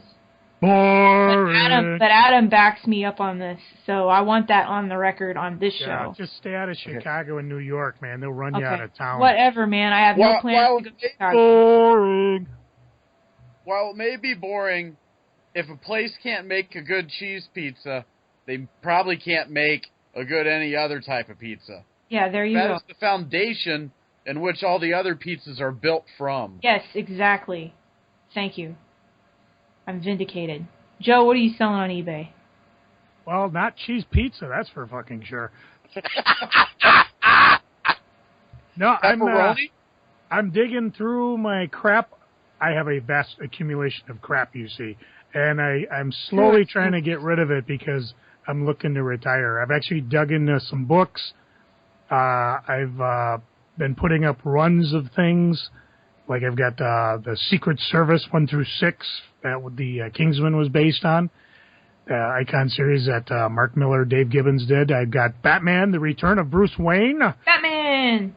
Final Crisis tie-in. A couple things that I don't know why the hell I bought them. DC Universe Decisions from 2008. I found a Silver Surfer 1 through 5. It was Greg Pak and Steven, I'm not going to slaughter your last name. So they were kind of cool. And also one Captain America set. What Price Glory, which is cool because Bruce Jones wrote it and Steve Rude did the art. Ooh, now, I remember that. Then I found this one, which I recall buying while I was strung out in Washington, D.C. at my work. Cory, you know about Vampirilla. Why, yes, I do. Time to ask the Strode. Bam! You never see it coming. You never see it coming. Tell me when you're ready. I'm ready. Tell us about Dark Shadows. Dark Shadows was a soap opera that started as kind of a gothic soap opera. And eventually, when ratings weren't doing so well, they introduced a vampire. Jonathan Frid. Was he the actor or the... That was the actor. That was the actor. Barnabas Collins. Yes. And it then became a soap opera that happened to have a vampire in it. And slowly over time, they brought in more supernatural stuff such as time travel, werewolves, witchcraft, all of these other things. It became a terrible movie with Johnny Depp. Yeah. And before that, a remake with Ben Cross on Late Night Friday NBC. Yes. Where they went through the entire soap opera run in like one season. And it would be real interesting to see where they would have gone had they been renewed. But who the hell is staying home watching vampire shows on a Friday night? Not enough people? Nope, Not me. It killed Star Trek. Me. Yeah, me too. I didn't want to admit it. But Yeah, let's remember the X-Files started on a Friday night for a few years. There was a show. nothing really happened until, I was what's her one name, of- got Preggers. That's when they had Yeah, to write Pocket One. back all that alien abduction stuff that started the show. Smithology. I was one of those sad little boys sitting at home, Friday night, Sci-Fi Friday on Iowa Public Television, watching Jack Foley, Orkheimer Star Hustler, Red Dwarf, and Doctor Who. Oh, Red Dwarf. Well, see, this book is for you then, because this Dark Shadows Vampirilla set from Dynamic Forces. And I pick it up because I love a good crossover. And this one's not bad. If you like either Vampirilla or Dark Shadows, it's definitely worth picking up. And you can, because it's on my eBay site, KRAYZ. And if you mention you listen to this here podcast, hell, if you mention you listen to Panels and Pizza, I will toss in something else from my vast accumulation of crap. If you just talk to Joe at all, he'll probably send you something. Oh, I am. Matthew Guy, you got something coming your way. Hey, there you go. Well, after Joe talks about his eBay stuff, we do ask Jen what she's doing on her artsy stuff. I'm doing artsy stuff. Yeah, you started doing the Sharpie sketches last week. Yeah. Doing other stuff, too. Yeah, Adam, you should suggest something on a thread. Did you see that? He doesn't What? pay attention. He paid attention to me long enough to get me on his show, and then he completely quit responding to me on Facebook. Adam, are you an artist or a boring fucker? Well, she's done. Stick a fork. I will reveal this about my social media use for the last few months. He butters you up until he gets you on his show. He's a user. He's a user. There's that. But he does feed you. There's also the fact that if I did not have shows to promote, I probably would no longer be on it. So yeah. I have not been. Or the interwebs. Well, like I have the open thread on Facebook, and it gets bumped every time I do a new one because I'll go and reply. But people suggest stuff for me to draw, So like this week I did Wizard Goo, which, the weirder the suggestion, the more likely I am to draw it, and also the less specific it is, the more likely I am to draw it. Because if you get too specific, I think you're just trying to get something for free, and it's not leaving a lot for me to have fun with or, like, interpretation. So, like, somebody just wrote butts with an exclamation point, and I'm like, this is great. I'm just going to draw butts, And so it's like, well, whatever I can do with that. So Wizard Goo was, like, this awesome, like, melty-looking, trippy, like, wizard guy that looks like he's made out of, like, snot or something. So that was super. So I've been working on those. I see the butts. I see the butts. So last night, I've been so tired. I have been burning it at both ends for weeks. I am just dying. I hold down a full-time job with a commute. Adam Vermillion likes your photo. I hold That was fast. I hold down a full-time job with a commute. I do this podcast. I do the once-a-month podcast with Mark and Root. I have the other one-off stuff. I'm trying to meet up with the cartoonist conspiracy guys once or twice a month, and kind of get that exercise in. And then I'm trying to get back to doing comics. I'm trying to get back to doing sketches. I have my Patreon to keep up. I am dying. But last night I was wanting to do some inking, and I just couldn't do it. I was just, Joe Ryder likes a link you shared. So I was trying to get some inking done, and I can't do this. Joe, would you stop liking like everything on my timeline right now? My screen I like is still baby rats. Joe, okay. It's like just Joe Ryder climbing up the screen here and little notifications. Hamburger and eggs. Nom nom nom. So so like I've been dating too, or like going out with friends. So I've been meeting people for dinner like 3 or 4 nights a week. I'm like, I gotta eat anyway, so I might as well get some good conversation in and socialization. And I am just fucking dying. Like, I am barely standing. I saw somebody today and they just looked at me for a second and goes, it looks like you're about to hit a wall. And I said, well, I kind of am. So last night I was looking for some software. So I downloaded some software for time-lapse photography with my webcam, because you may have seen, I did it forever ago now, it feels like, but I did a kind of a primitive stop-motion video of one of my comics as it was completed. I put a camera on a tripod facing down. I have a tripod that can reverse, and took progress pictures as I would ink a little and then stop, take a picture, and ink a little and stop and take a picture, and ink a little and stop and take a picture. And then I did a video, so you can kind of watch chunks of it appearing, and it's kind of got that 90s little bit of wiggle going on, where the paper moves a little bit. But what I actually wanted to do was to just make a full-fledged video of me inking something from start to finish. So I downloaded some stop-motion time-lapse software, so I have to try it. And it wasn't free. I'm spending some money on decent software, so hopefully, in addition to comics and starting to crank out my Sharpie sketches more regularly, I'm actually going to have some videos where you can watch me like inking those in kind of not real time, obviously, but like cramming 4 hours or 3 hours of inking into 2 or 3 minutes of video. So you can see my hands and actually watch me as I'm doing it, rather than just seeing like a progress picture. So that's what I've been working on this week, is learning how to time-lapse a little bit better. Video processing and editing. The end. And Adam, you've got a podcast. Who are some of the people coming up on your podcast? Oh, well, let's see. This week, it would be illustrator Genevieve Broomall And then next week, another illustrator, Sarah Richard. The week after that, a double show with, well, not a double show, but two guests, Steve Bryant and Mark Stegbauer. So we get some Ghoul Scouts talk. And then after them, to close out June, the legendary Brian Augustine. So now that'll be a fun show. That was a very fun show to record. So all of these shows have been recorded. They were all recorded at MSP Comic-Con 3 weeks ago, and I've just been kind of relaxing a little bit and enjoying the break, the first break I've had in almost 2 years since I started the show, and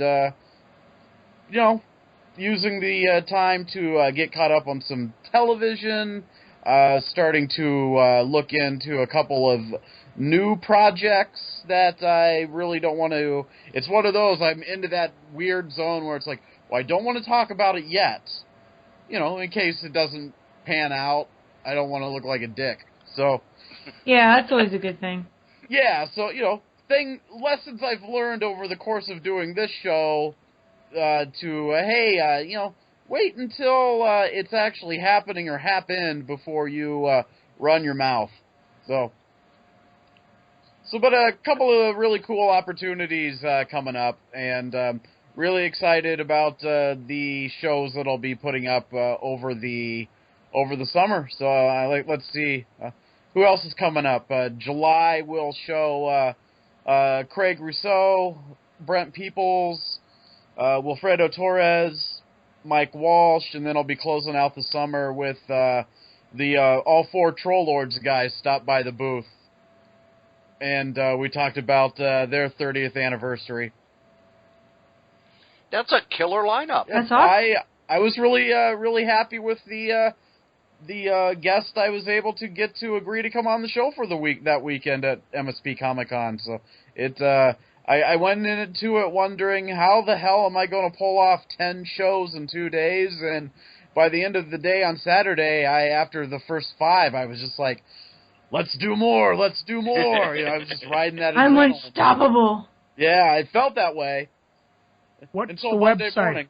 Yeah, it feels that way until it's over, and then you're like, oh, Christ, what have I done? Yeah. Drop your website. Let the vast listeners know where to find this cornucopia of treasures. Oh, you can find us at www.fancypantsgangsters.com. That is the network the show is on. And once you go to our homepage, there's just a bunch of logos of all the different shows you can listen to there, and you'll be able to find Panels and Pizza. 79 episodes of the show regular so far. A couple of mini episodes I call Extra Slices, 6 of those. So you got about 85, soon to be 86 files to download if you so wish. If you're a new listener, quite a bit of a backlog to jump into and maybe get you through a work week or two. Jen? Huh. You know how you had me explain the word meta-textural to you? Yeah. There's a word he used you need to explain to What me. word? Break. Break? Yeah. You know that thing you just did where you didn't do anything for like a day? Yeah, I lasted about an hour before I had to start doing stuff. Yeah, I figured that would be the case. Well, the break was a very loose definition, 8-hour a day job, 2-year-old daughter, second podcast. I Still think trying to work on stuff for Panels and Pizza. I've got some ideas that I'd like to try as we get closer to me going back into recording episodes at the end of July. So the break is very much just kind of like, I'm not as busy. I could actually, maybe read some of these comic books I've been buying and get caught up on this television I've been putting on. See, I get that, but it's actually like, I would call it sleeping, but it's more just like being dead for 6 to 8 hours, so. Yeah, well, I definitely cannot remember the last time I've woke up in the morning and have felt completely refreshed. Yeah. And have said, I'm really ready to take on this day. Well, now that we're caught up with everyone, let's get into my favorite part of the show, Freaking and Geeking. Hooray. Joe, what are you freaking on? I am trying to change my email, as the one I have had for the past 15 years is so spam-laden, and am slowly making progress. It's not so much the easy things to change. It's, it's the weird things. Like I tried to get into my Marvel Unlimited account. Well, it's locked because 2 months ago, my bank sent me a new credit card because their information had been compromised, which is kind of redundant because being a federal employee, my information is always compromised. I can't tell you the number of Chinese stuff I've had since they hacked all of our account. But I can't get into Marvel Unlimited because they locked it because the credit card they were using was no good, yet they won't unlock it because the credit card I was using is no good. So I'm not too worried about it because I can open up a new one because they're not charging my old one. They can't. So it's like, whatever, Marvel, play your weird games. But I mean, there's like Twitter, there's Facebook, there's some things like I've been buying these Babylon 5 books from Cafe Press. Well, they're moving over to Amazon. It's just a pain in the butt, all the different reward programs. And 99.9% of them, I've forgotten the password. So I got to go in, send the password to the old one, whatever. Just a big pain in the butt. Real tired of, and we talked about it, the whole Captain America butthurt, the Ghostbusters upset. I'm going to quote Ben Affleck in Jay and Silent Bob Strikes Back. They're fictional. Just let it go. And the final freaking is something, I'm coming up to another weekend. I had a really good holiday weekend, which I'll talk about in Geeking, but I've got my whole next weekend planned, which really kind of upsets me. Because on Friday, I got to start a low-fiber diet, stop iron supplements. On Saturday, I have to stop eating solid foods after midnight.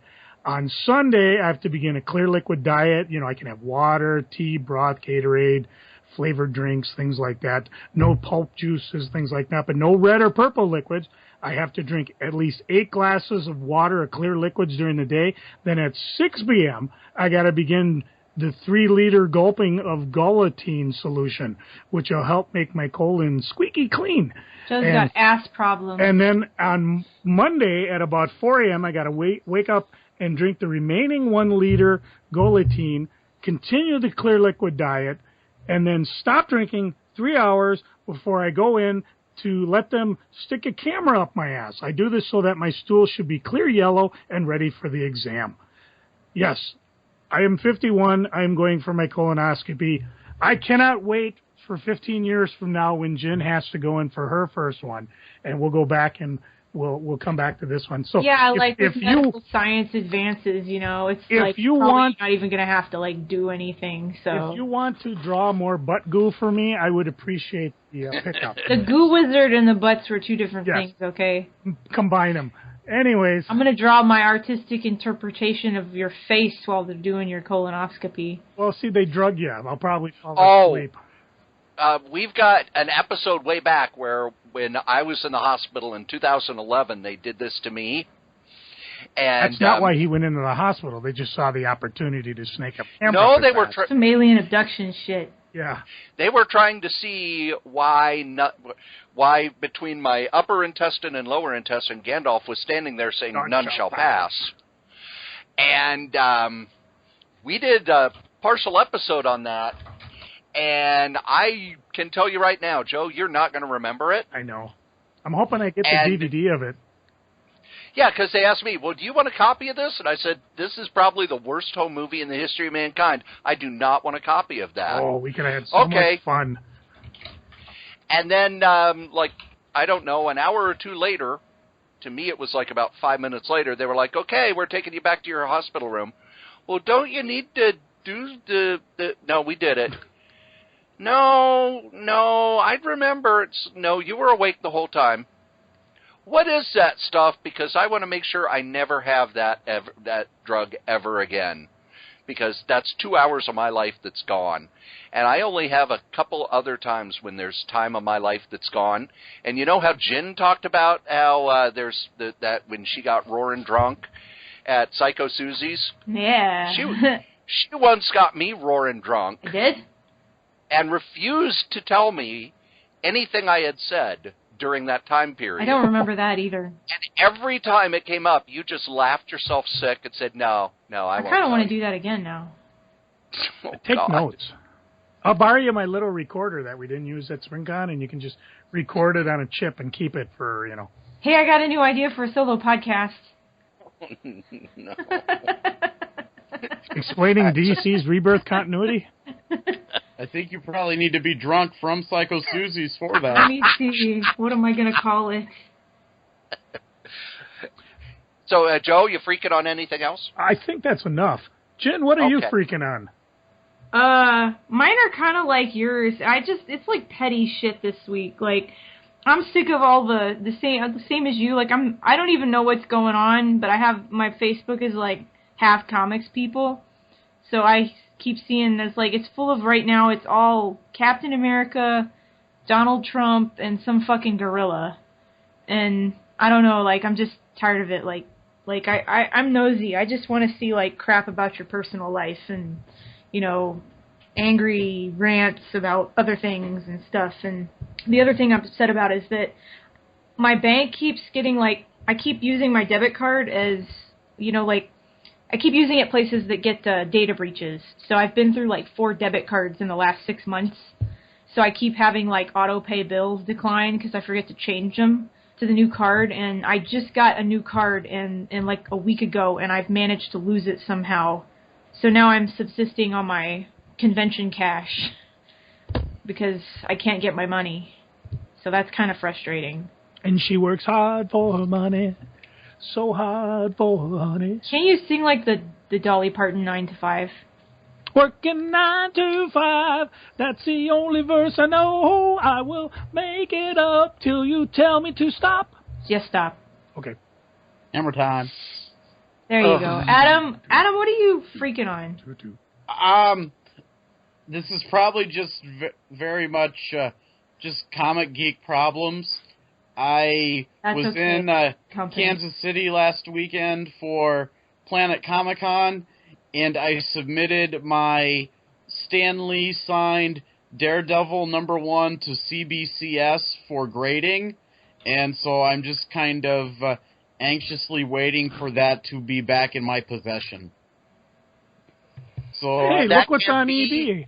Look what's on EB right now. A signed Stan Lee Daredevil 1. yeah, so that just means kind of checking their website multiple times a day to see if the progress has changed. Oops, spilled ketchup on it. Yeah. Found under cupboard in kitchen. That's now back outside.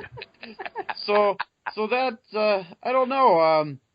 Well, I guess I don't freak out about a whole lot. That's okay. I don't really either. I have to, really scrape up something every week. Cory, what are you freaking on? Because I don't think Adam's going to ask you. Oh, I needed to be asking. I'm sorry. Adam, no, you have to ask him, but we usually just try to ignore him. Okay. Well, last Tuesday I got my notice that my box day was coming, that my order from Discount Comic Book Service was on its way. It was coming. And I was excited because I had 3 days off. And normally when they tell me on Tuesday that it's coming, it'll be here on Friday, I would have 3 days where I would get to enjoy my comics. And then Friday I got a notice. Your shipment has been delayed. Oh, okay, it'll show up on Saturday. No, it's been delayed till Wednesday. So I know what's in my box. I have the first Grant Morrison edited issue of Heavy Metal that I'm really looking forward to. I have the omnibus of Gotham Central, Omnibus which I'm exists. really looking forward to. Bye. Nice. And it's still on a truck somewhere. It'll be here tomorrow. I just got a box. I grabbed it from a guy who told me it fell off a truck. How's that Grant Morrison heavy metal? Because I'm really looking forward to that. I don't know. I ran out of the drugs that I need to properly read it and understand it. Oh, I'm going to borrow that. Well, you know how I'm giving Jen a course in comic artists. If you like, I can give you a course in understanding Grant Morrison. Do I get drugs? Drugs. No, you don't need drugs because No. I don't do drugs. I've lost interest. You could do drugs if you want. Hooray! He did them. He did a lot of them. Maybe that's my problem. I don't do enough. Getting off track, of course, when he did Arkham Asylum and got a check bigger than any check DC had ever given anyone, ever, he basically took that check and spent it traveling the world and doing hallucinogens. That's amazing. That's my hero. That's my personal... Joe, would you stop liking my stuff? It's so good. It's like he went on his own Lovecraftian quest for forbidden knowledge. Yes, and he came back with the Invisibles and made me happy. Read Super Gods. That'll help you out. Yes. The other thing I'm freaking on is I'm old. I know that. I went to the drive-in on Sunday night, and they had a triple feature. Now, the first movie was Kung Fu Panda 3, and it started a little after 9 o'clock. And then at a little after 11, they started X-Men Apocalypse, which was good. I need to see it on a screen that's not far away and blurry. And because there were so many people there, I was at a weird angle. And it got done a little after 2 in the morning. And I looked and I saw, I want to see 10 Cloverfield Lane. It's not going to get out till 4:30 in the morning. I do not want to be driving home after staying up till 4:30 in the morning. So after X-Men Apocalypse, I drove home all the way going, you realize, of course, 10 years ago, I would have stayed and been giddy when I got home. And now it's no, if I don't go home now, I'm going to fall asleep when I'm driving. So I'll have to watch 10 Cloverfield Lane when it comes on to Netflix. Joe, what are you geeking on? What are you loving? What are you excited about? What makes you happy to be a fanboy? Oh, I got tons and tons of stuff. What do you want to start with here? Let's start with comics. Well, we should. I got from the Heroes Initiative, and I'll stop and explain. The Heroes Initiative is a federally chartered, not-for-profit organization dedicated to helping comic book veterans. And they put stuff on this here eBays, and I just can't help myself. I'm trying to get rid of my crap, but I keep buying more. I got myself a Batman Adventures number 12 Wizard Comic Con box exclusive that was signed by Rick Burchett. Ooh. And this one is the logo-free one. There's only one other one on eBay that's like $120, $130. So if I don't give it to my daughters, I'll flip it on eBay because that's the type of... I kind of, right now I'm all excited because I got it. And then, like, the next month I'll be, why did I do it? But it was for a good cause. I buy lots of stuff for good causes. Going over quickly. Jen writing War and Peace while Joe's talking. I'm busy. We've talked about, it's been about a month since we've actually talked about stuff we've read because, we've had 2 shows on the road with Butch. We did that 15-hour live podcast.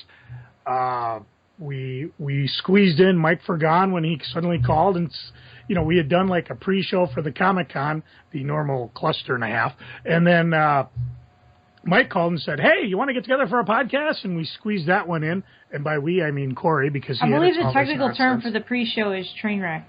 Or drop. But in the meantime, I've been reading my graphic novels that I picked up. I've been geeking about the Superman, the Golden Age Volume 1. If you've never read these, you should pick them up because you realize Superman was a bit of a bastard when he first showed up. And I guess now I understand what Grant Morrison was trying to do with the New 52 stuff. The Black Lightning has been reprinted the first run. And Tony Isabella, Trevor Von Eden, you can really tell the difference when Tony is writing it versus the last 2 issues where Denny O'Neil must have spit it out. And if you really care about why Tony had to quit, you can go to his website and figure it out.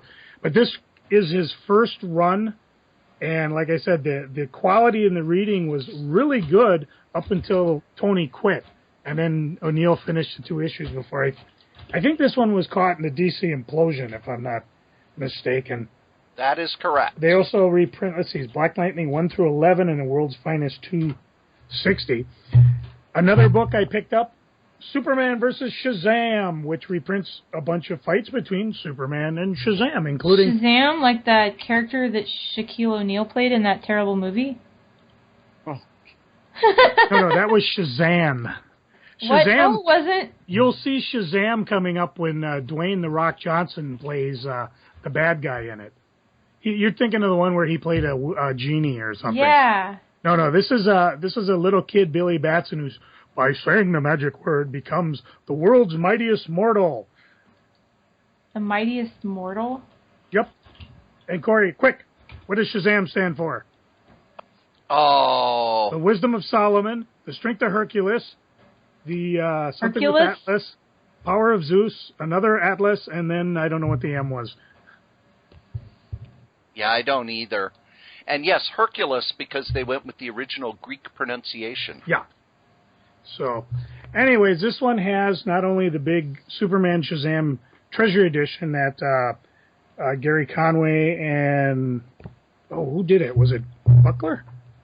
Yep, Rich Buckler. It also reprints some of the DC Presents, as well as some other 70s and 80s. So this was just a fun book as well.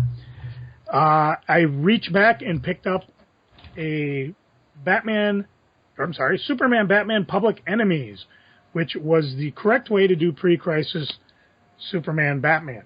And just some fun things to read. I stopped by Big Brain today with my daughters.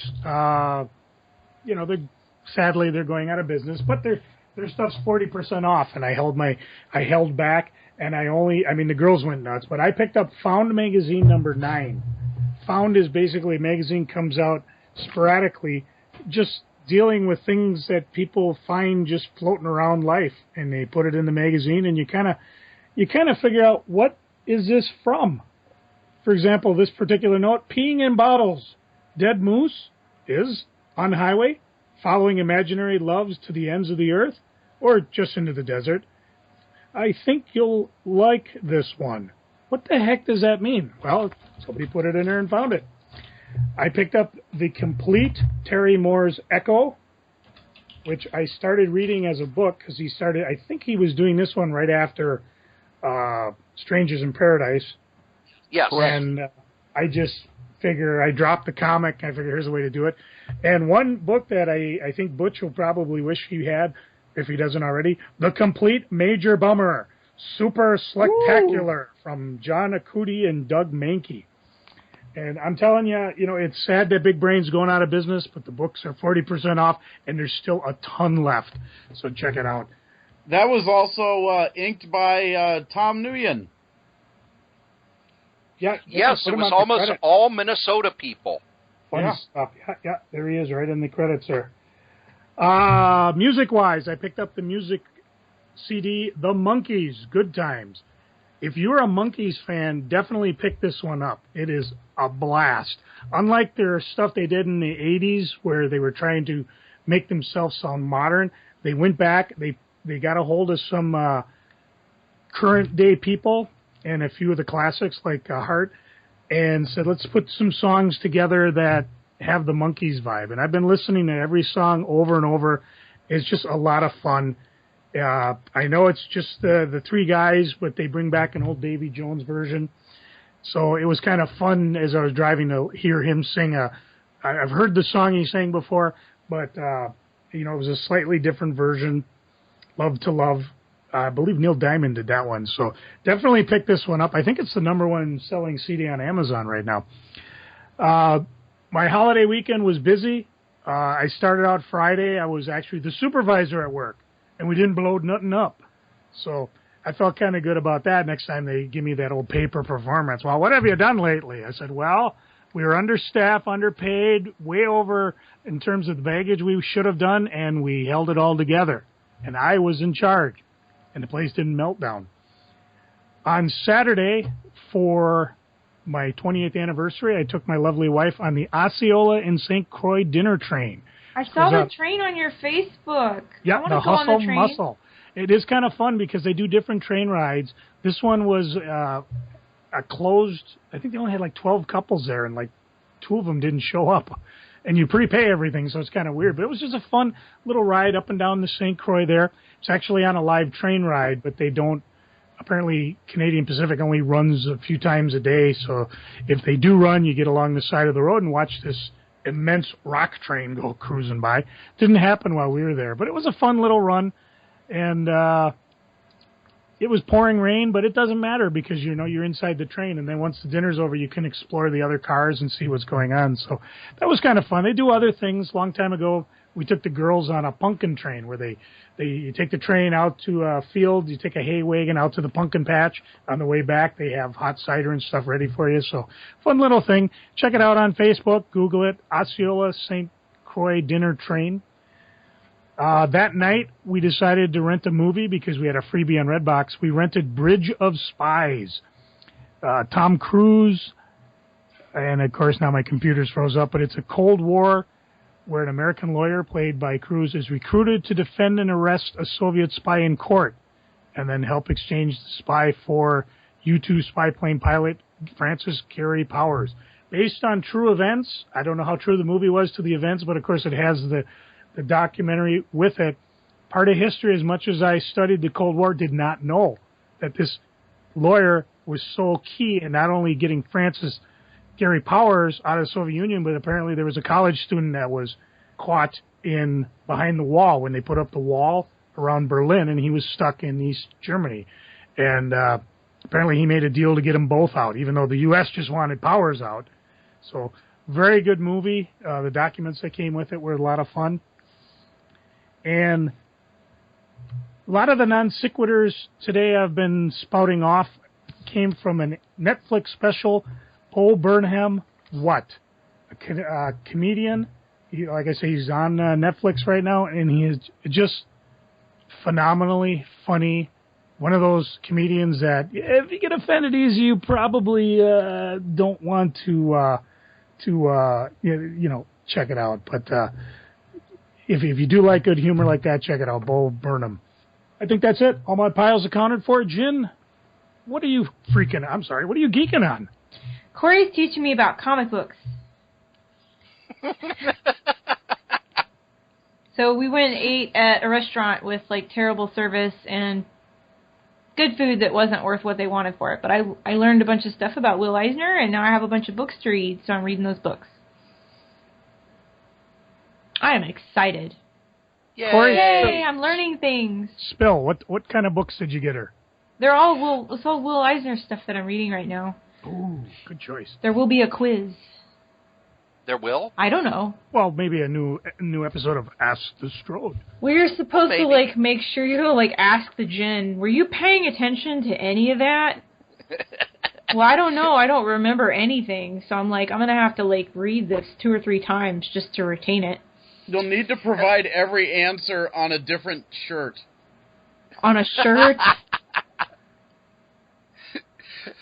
But let's see. I got her the Tenement Stories because Contract with God and City People, and I forget the other one, have all been bound together into one book. I think I got her The Plot, which was Eisner's last book. Some other Eisner. I am going to give her some of these. I didn't buy all of the Spirit Archives because I had the ones that Kitchen Sink reprinted, but they're in a box somewhere in storage, and there's no way I'm digging them out. But I did buy a few of the archives that I'll bring over, including, I love Will Eisner, but you know what? The best Spirit story is still the Outer Space Spirit, laid out by Eisner and drawn by Wally Wood. In 1952, when Wally Wood was at the peak of his science fiction abilities. So she's got some good stuff. I still need to get a copy of The Dreamer, which is my favorite of Eisner's autobiographical works because it's about him sort of setting up the Eisner-Iger studio and kind of discovering not just his love for drawing comics, but also his love for why he wanted to create comics. And Kirby's in it. Well, you know, like I'm working on some rat paintings, and I'm working on my websites here and there, and like I mentioned, I'm working on the videos. But I really think for the next year or so, I'm just going to buckle down, and I'm really wanting to learn more about comics. Like I mentioned on the last episode, I'm slowly chipping my way through these free comic day stuff. I mean, even something that you not really care for, or you don't really think is very good. I mean, there's something to learn from everything. So I'm really... What did you learn from Strawberry Shortcake? I learned not to read Strawberry Shortcake anymore. There we go. So, I mean, there is a lesson to be learned everywhere, and this has been a long line, a year, 2 years of lessons, and now I'm learning comics lessons, and I'll never be able to be as big a nerd as Cory, of course, but, you know... no one wants to be. Right, so, you know, but I am gonna learn this stuff so I don't sound like a complete idiot, and so I can be a more valuable contributor to this program. Adam, what are you geeking on? Yes, what am I geeking on? All right. Well, I would be absolutely remiss to not mention that I finally got to meet Stan Lee last weekend in Kansas City. And I have had a handful of people ask me what it was like. And the only thing I can think to say, it was the best 20 seconds of my life that didn't include my wife. So... I got amazingly lucky when they were shooting Mallrats, because they shot it at the Eden Prairie Mall. And Joe could attest to this. The comic shop in Mallrats was set up by Hot Comics. What was it Hot Comics Edina at that time, or Hot Comics Richfield? I forget. All I know is they took stuff from both shops. They took the money. I complained. I got my stuff back. So, you know. Because at the time, you know, Marvel was bankrupt, and Kevin Smith couldn't get anybody to do anything. I'd have to talk. Did they have a full comic store set up? Because they never show it in the movie. I don't know, because when I was there for the night Stan Lee was there. I put in to be an extra, and I rode the escalator from 11 at night until 5 in the morning. But whenever there was a break in filming, all us, you know, nerds would go over and congregate with Stan Lee. And I actually got to ask him about Joe Maneely, because at the time I didn't know much about Joe Maneely. And most people were asking Stan your standard comic questions. And when I asked him about Joe Maneely, you saw that he was no longer Stan Lee. And he talked about, oh yeah, Joe worked in the office, he was this great artist. If you've seen his stuff on the Black Knight, you know just how brilliant he was. He was killed in a tragic accident. And we talked about Joe Maneely for a good 15, 20 minutes, and then the next question was, do you think the Silver Surfer's going to be in a movie? And he was back to being Stan Lee. But seeing him at a convention, he's, 93 now? Yeah, he's 93. Most people who are 93 barely stand up. Yeah, he had Claire Kramer from Buffy the Vampire Slayer helping him out. To the stage and back, and she would, Stan's hearing isn't what it used to be, so when somebody would ask him the question on the microphone, she would then repeat the question to him in his ear, and of course, you know, every question was answered in true Stan fashion, very bombastic, full of hyperbole.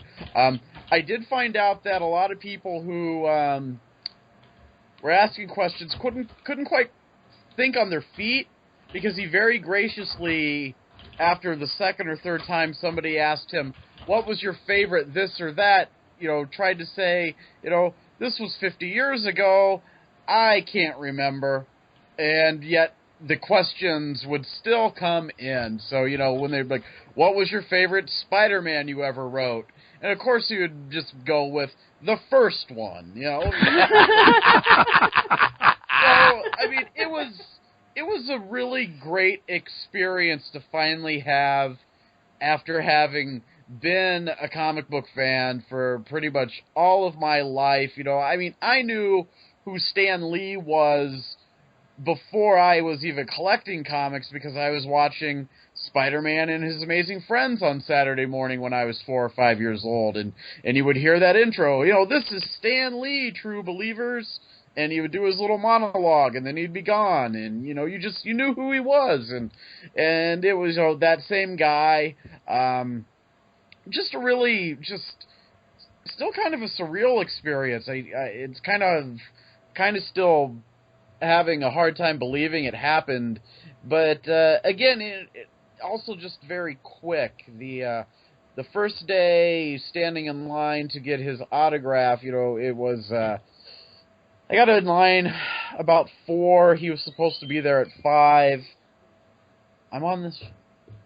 Sorry about that. And stood in line for an hour and a half until 5:30 when he finally got there. And, about 10 seconds in front of him, signing the book. And then, just was like, thank you, Stan. Been waiting 35 years to meet you. And he was just like, again, true Stan Lee. He was like, sorry I kept you waiting. and so I got my Daredevil #1 signed. It was, the one book in my collection that I was like, this is the gem of my comic book collection. It needs to get his signature scrawled across the cover here. And then the next day I had my photo op with Stan, and again, just more waiting in line for him to show up. And they had us, filtered in really quickly. It was like, I'm happy the photo turned out as well as it did, because I was given no warning that the photo was being taken. So it was just like, I was there next to him, and then it was like, next. And I was like, what the hell? Next. So, let's move it along, people. Pretty much, after being admonished repeatedly, don't shake his hand, don't touch him, Do not look him in the eyes, do not address him unless he addresses you, and then don't address him. Yeah, for the most part. No, I, again, just, thanked him for everything, and again, being Stan, and he was just like, I did it all for you, and so, very cool. I mean, how often do you get to meet, the co-creator of pretty much the Marvel Universe? And with him and Jack and Steve and everyone else who was involved, setting those stories up, making those books. I know back then to them it was just a job, it was a paycheck, it was how they were staying employed. But I like to think back to, when I finally got into comics in the mid-'80s, seriously collecting, if those guys had not been there to lay that groundwork, those Marvel books would not be there for me to be reading. And I think about how boring my life would be now if I had not had these books to grow up on and then go back and read back issues. So, it was a pretty monumental experience. See, that's a true geeking. So, I'm sorry if I don't sound as enthusiastic as I should. Like I said, it's still, it's been over a week, and I'm still just processing the fact that, I stood next to Stan Lee. So that was fun. And then, I don't know, I really can't top that. I'm excited about some creative opportunities that have come up that I can't really talk about, but I'm really excited to see where they might go. If they don't go anywhere, even just the fact that talks happened are really exciting. Talks have happened. Yes. I am in talks while we speak. Yeah. So. And I'm geeking out because I am on your podcast. Aww. So. Why, thank you. Aww. He's a nice guest. He did. Yes, he is. He didn't bring pizza. No. Now You don't need any pizza. You're getting your ass calling checked in orders. Adam, I can't have pizza. I got a colonoscopy coming up. Getting your you ass gotta checked. throw it to Cory, otherwise he'll mope the entire freaking week. Oh, I was going to say, I Cory, think that that's usually when I go get something to drink. Yeah, and I got to really hit the bathroom. A little pizza, a couple of stouts, I'll clean you right out. There you go. Now he tells me. No gallons of this and liters of that. Just I feel obligated to. Adam. I've got it sitting in the Adam. yes, Adam. Jen. Adam, ask Cory what he's geeking on. I was getting to that. Thank you, though. You're welcome. Cory, what are you geeking out on? First off, I've been working a whole lot of extra hours, and I like to treat myself. Left hand or right? So, Treat himself to more work. Yeah. Well, there's that too. But I went to one of the places on the interwebs that sells trade paperbacks and hardcovers and stuff pretty darn cheap.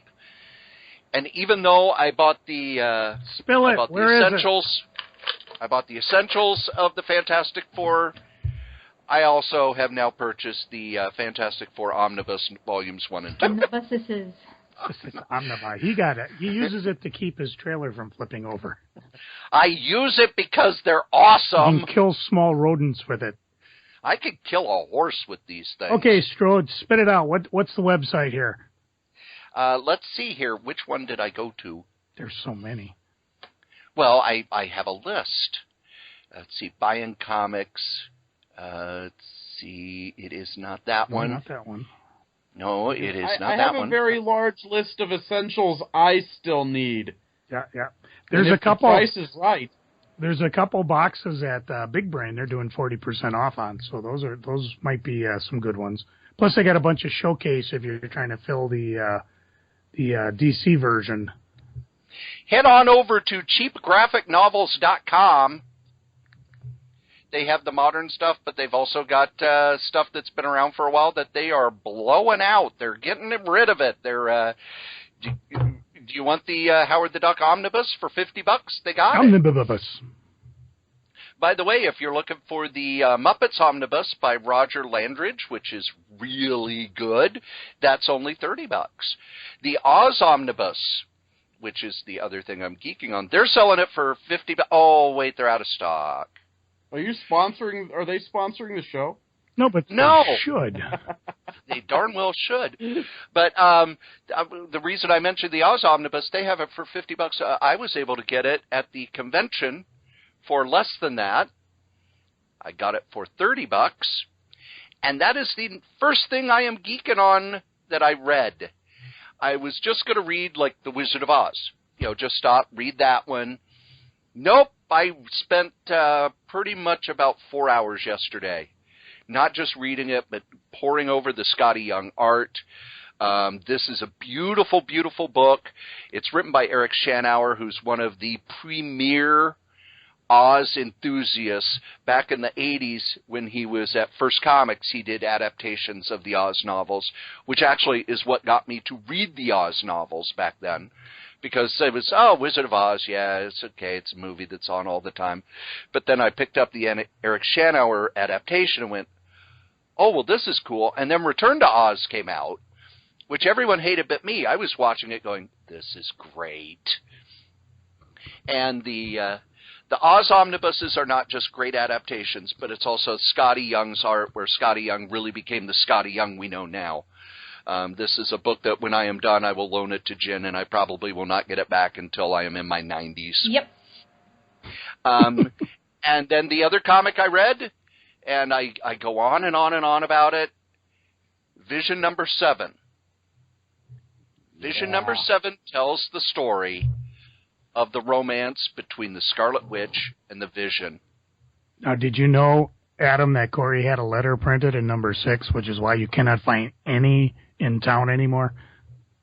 I did not know that. Yeah, I didn't know they were Even though I sold have out. a copy of number 6. yeah. So just either scribble it out or just bring it to the next con and have Cory sign it. Okay. Issue number 7 tells the convoluted mess of a story of their romance in such a way that it's a done in one issue. You can read it completely alone without any of the rest. And it's so good that after it was done, normally when I read a comic, it's okay, that was cool, and I put it down and I pick up the next one. I could not I put it down and I couldn't read anything for a while because it had to sink in. It wasn't just a wonderful distillation of almost 40 years of continuity, but it was probably the best psychological horror story I have read in years. If you're not reading The Vision, you need to go read The Vision. The first trade paperback was just solicited. It's going to be a 12-issue series. I'm sure that when it's done, they will put it out as a hardcover. Mm-hmm. Buy this book. I have now ordered Omega Men, which is by Tom King, and I'm going to look, and this is so good, I want to read everything he's done. Yeah, he's doing a Sheriff of Baghdad with Mitch Gerrits right now, too, for Vertigo. And that is fantastic.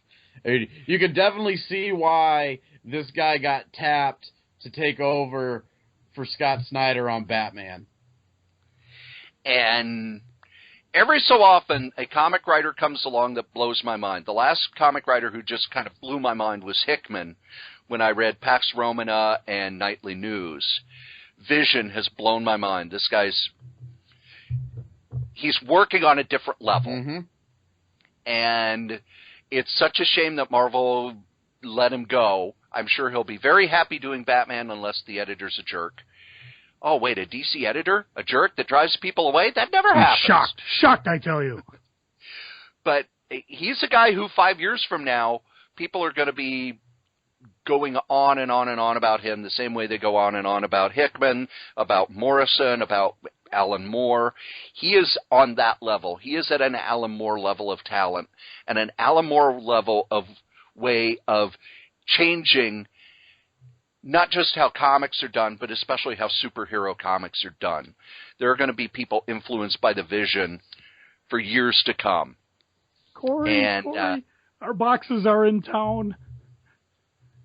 Well, that's FedEx says they're sitting out at the airport even as we speak. Well, let's go to the airport. I'm game. I got. Well, kids, believe it or not, you've listened to us blather on for almost 2 hours about funny books. Yay. And Batman. That's it? Batman. Yeah, Cory likes to wrap it up. Needs his view. Yeah, 2 hours I think is enough. Batman. Y'all probably get the Vision book, and Jen will read it and go, Vision, as the same way she says Batman. Vision. Spider-Man. Spider-Man. Well, as we say every week, kids, the comic we like the least, we still like better than the comic that you like the most. Joe? In my opinion, the existence of life is a highly overrated phenomena. Dr. Manhattan. Adam, do you have anything to say to kind of say goodbye? Yes. Firstly, thank you so much for having me on the show. I've had an awesome time chatting with everybody. Had a lot of fun. I've stayed up a little bit past my bedtime, but yes, sometimes you have to do that to have some fun. And if listeners haven't checked out Panels and Pizza or Capes and Crepes yet, please head over to fancypantsgangsters.com and do so. I'd love to. Always looking for more listeners. And if you like it, check us out on Facebook and Twitter and all that good stuff. All the links right there at the show where you can find it. So I gotta get that shilling in there. There you go. And now, Jen. Well, why did Joe ask me before? I don't know. Joe doesn't Now it's understand. gonna be Because weird. Cory said you go to Jin, and Jin throws it to Adam, and Adam throws it to Cory. I thought that was at the beginning. He said the whole bloody thing. I don't know anymore. Hit my Adam, do you need music, do you need boys. a partner? Oh my God! Why can't we I could do really this, get out Joe? of- This is why we can't have nice this things. is why I can't have nice things. This is why none of why- us can have nice Have things. nice things. Well, no, this Major Bummer Super Slacktacular is pretty nice. Joe, Yes. stop talking. Can Hit I my music, boy. I'm done. Play the fucking music already. Another fine podcast from Solitaire Rose Networks. The end. There we go. play that fucking music? What?